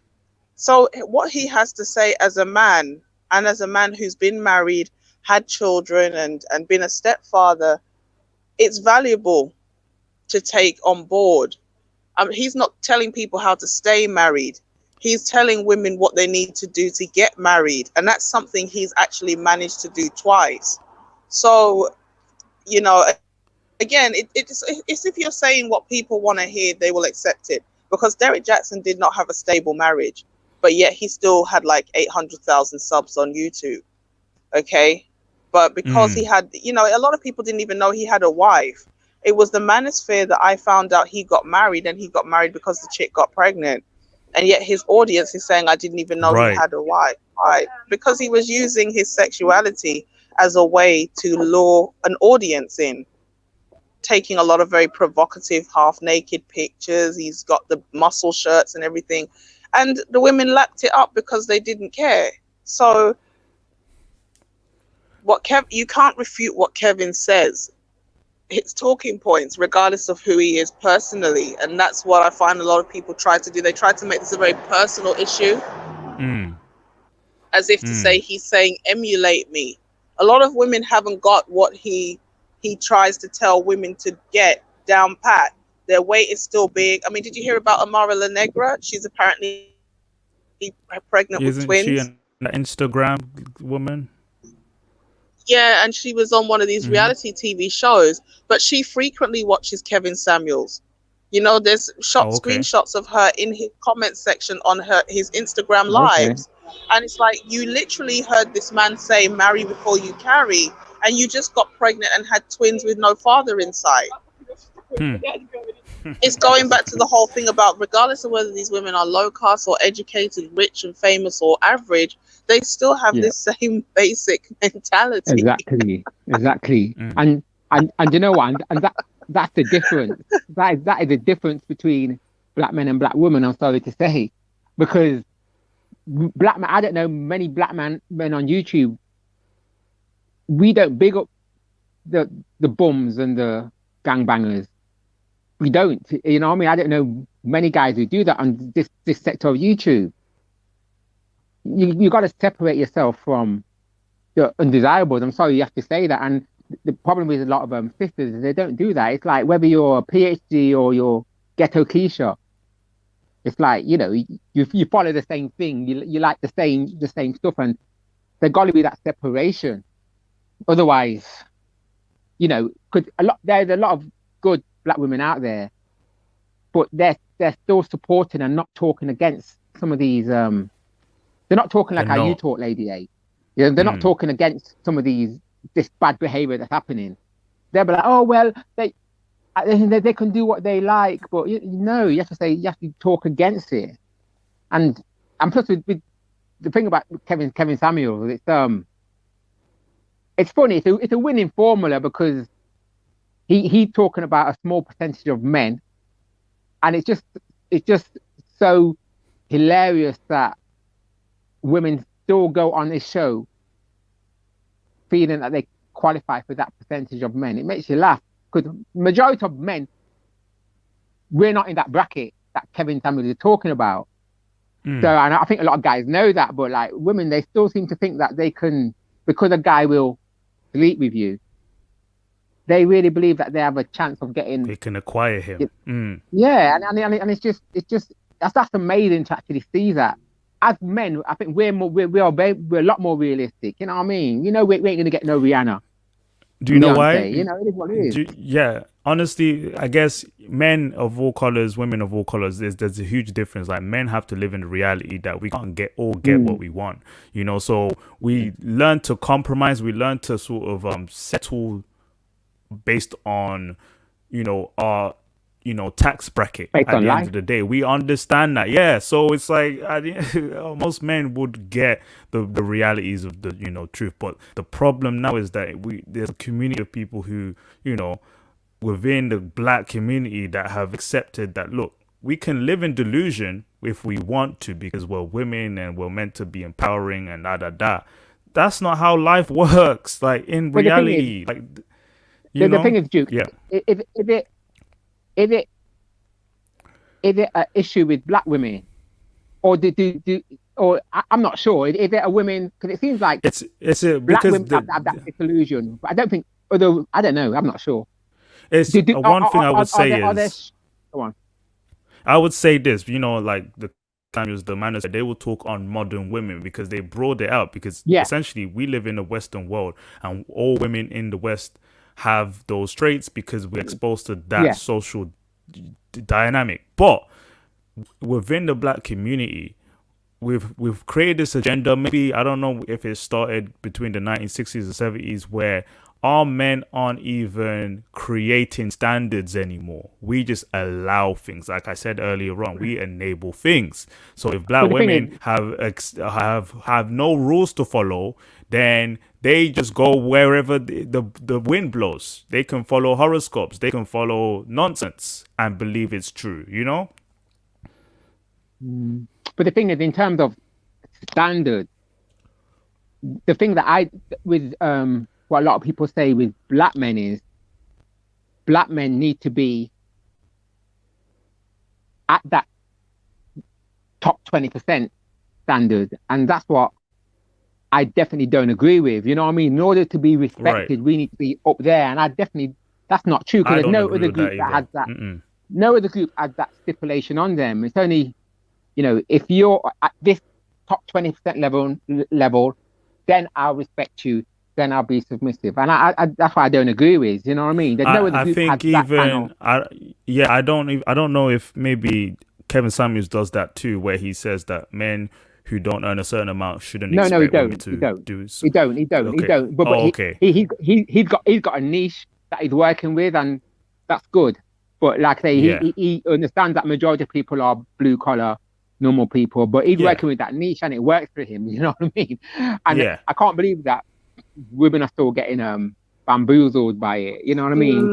No. Pause there, because someone in the comments said that, oh, those are bad representation. That's a bad example of black women. But this is like the reactions we're getting from Kevin Samuels or all the manosphere lot. They're from majority of black women who disagree with it, who call it misogynistic. So this idea that it's a minority of women is not true. Like a lot of black women in the community think this way. Yeah. It's the majority. That's the issue. If it was the minority, he wouldn't be complaining. But it's the majority. And the thing is, it's opposite for black men. That's what I want people to understand. The majority of black men are not bums. Right. And the stats show that out. They're that small minority who are just doing bullshit. But it's not. And before, we were told that the majority of it ain't shit. we're not doing nothing. But it's a minority, that 20% not working, not on benefits, not doing shit. But the majority are not in that bracket, especially here in the UK. You know what I mean? But they might not be earning that in the top 20%, but they're average, below average earning, you know, childless, not committing crime. You know what I mean? And that's what's been said for such a long time, that, you know, most black men ain't shit, we ain't scrubs. But that's a lie. That's a total lie. And I'm glad that it's coming out now. And it's the reverse. Unfortunately, it's the reverse with some of the behavior of women. Unfortunately, the majority are, you know, single mothers. True. 100%. No. And what I wanted to say is Kevin Samuels is very clever in the way that he done his show. I don't really, I think it was because he was an image guy and he was initially talking about two men. And his goal was to basically create more high value men. But he always had women who supported the channel. And when they called in asking, well, what can we do to get these men? He stumbled into the content style that he has now. But the concept of like the 6-figure dude, you know, 6 feet tall, you know, the 666, like he used that to show women, these are the beliefs you hold, but you don't qualify for the belief you hold. So he kind of dangles the high value man like a carrot. And then he shows the women eventually realize, I can't get this carrot. But they don't realize. I want the carrot so bad, but I haven't got what it takes to reach it. You know, that's why he uses the high value man piece. Because a lot of women, they try to say, well, there's no such thing as a high value black man. And then he's like, well, I've got people dropping 500 a show. So how do you work that out? You see, there's no men or they don't want you. The thing is, they know the men are out there, but they just believe they got that 1% chance of, because to be raw, because it'll fuck them, they feel that they've got a chance of getting them. That's all it is. Because these high value men, they will give you a little one thing. Yes. And they still believe, they still believe that they've got a chance of getting them, and it's kind of delusion. But to be honest, there is a tiny chance, but it's negligible. You know what I mean? It's not even you shouldn't even mention it, but they believe they've got a chance. I think they really do believe it. They really believe that they can manipulate their way to get one of these guys. And Kevin's making money off that, you know what I mean? Big up Kevin, you know what I mean? Yeah, he's teaching people. And we have to remember these talk. Oh, sorry. Yeah, that's the only comment I had. Carry on. Oh, sorry. Yeah. You know, I was going to say, and people have to remember, these are not new talking points.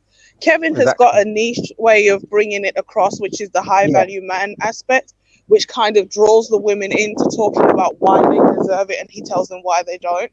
But apart from that, these talking points have existed in the manosphere long before Kevin was even a speck on the radar. Do you know what I mean? And so it's not really that his followers, I mean, he has majority male audience.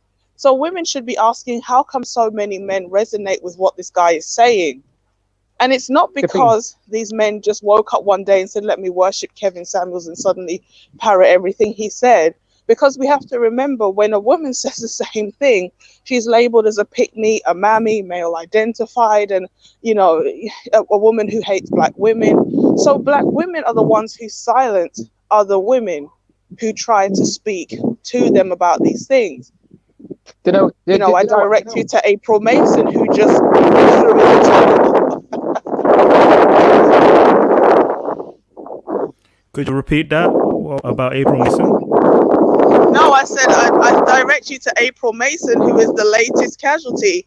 She just threw in the towel. Years ago, it was, you know, she who shall not be named, LP. He said, I don't want to be associated with Kevin anymore. Ayanna Van Zandt walked off this year because black women were talking about the way she looks. Crystalline Kerrison basically said, you know, a lot of you chicks need to be swallowed. You should have been swallowed. Yeah, she literally was like, some of you are horrible. She literally said, a lot of you black women are the ones who hounded me off of social media, which, you know,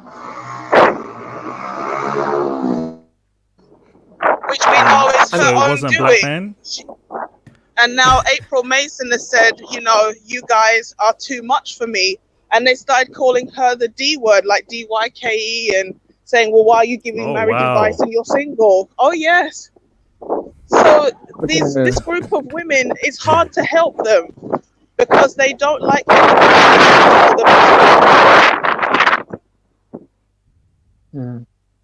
Right.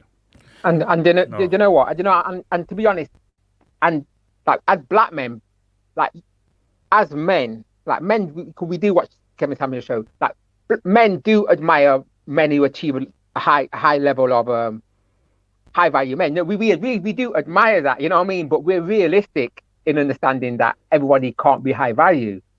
So I think that's why, like I said, men do support Kevin Samuel. So we do watch it, and if a man's doing well, productive, we admire that. We aspire to be that, but we know that there are levels to it. So there's not that delusion there. I think that's the difference. You know, because the majority of men don't get into that bracket, but we don't. But every man don't think, yeah, I'm going to be, I'm going to be a multi-millionaire. You know, we could aspire, but we don't base our life around that.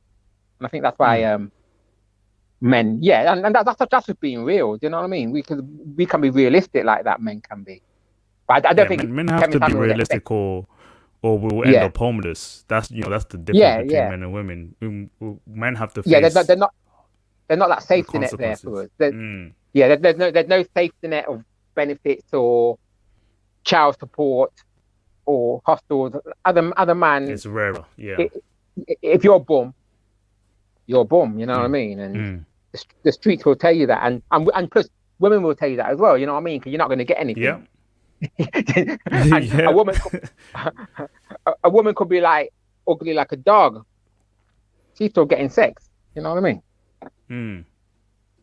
No, 100%. I would say that too. I want to close up in the next 5 minutes, but if you would like to give a last words on this topic alone, this was a very needed discussion. I might touch on it again, but already we've really thrown a few bombs in this stream, so most definitely. but you know what, Jude, bless up, because I ain't been on your panel for a little while, but yeah, it was good, man. It's real good panel. So bless up and respect. Yeah, I'm glad you tuned in, bro. Thank you so much. Thank you, Lady A. Any input for that too? Yeah, I just want to say, long live SYSBM. Hashtag separate and surrogate. These men need to just walk away. If you can't find a woman, bro, get a donor, get a surrogate, and raise your kids by yourself, because men raise children better than women anyway. And so if we want to see productive people, we need to see more men who are productive, just having custody of their kids and building a functioning community. Where them white women's at. I don't even like women, but even I want to know where they're at. Okay. So I really appreciate you for having me on the panel. Great conversation, and I look forward to the next one. All right, guys, peace. Thank you so much. Peace out. Thank you. And to everyone else, yes, I'll just touch on the comments as well. Yeah, this was a great topic. This was a great discussion. I'm glad everyone tuned in. I spent a good 3 hours on this. So please tune in again. Definitely check out. I'm going to put down a list of the panelists, their channels as well, just to contribute. And let me read through the comments before I go. I remember when April was dragged last year because she said black men never protected her after she came out with the story of what her fam went through. Yeah. I don't know her very well, but I did come across that news as well. She was angry because they never believed her off. Oh, it's sad, man. Thank you so much, Mr. Uganda, as well, for tuning in. I'll put your channel below as well. I'm glad you enjoyed it. Also, those who disagree with me too, I'm glad you tuned in as well. This was a needed discussion. I'll harass your live next. Yeah, everyone's getting the heat. It was a good live. Thank you. Definitely subscribe. Thank you so much. I'll definitely be coming with more controversial topics. I'll post the links to the videos we also reacted to as well, just to give more input and insight. Most definitely. Thank you again, the Antisocial Socialite. Big you up, hit the ever loving like button. Thank you.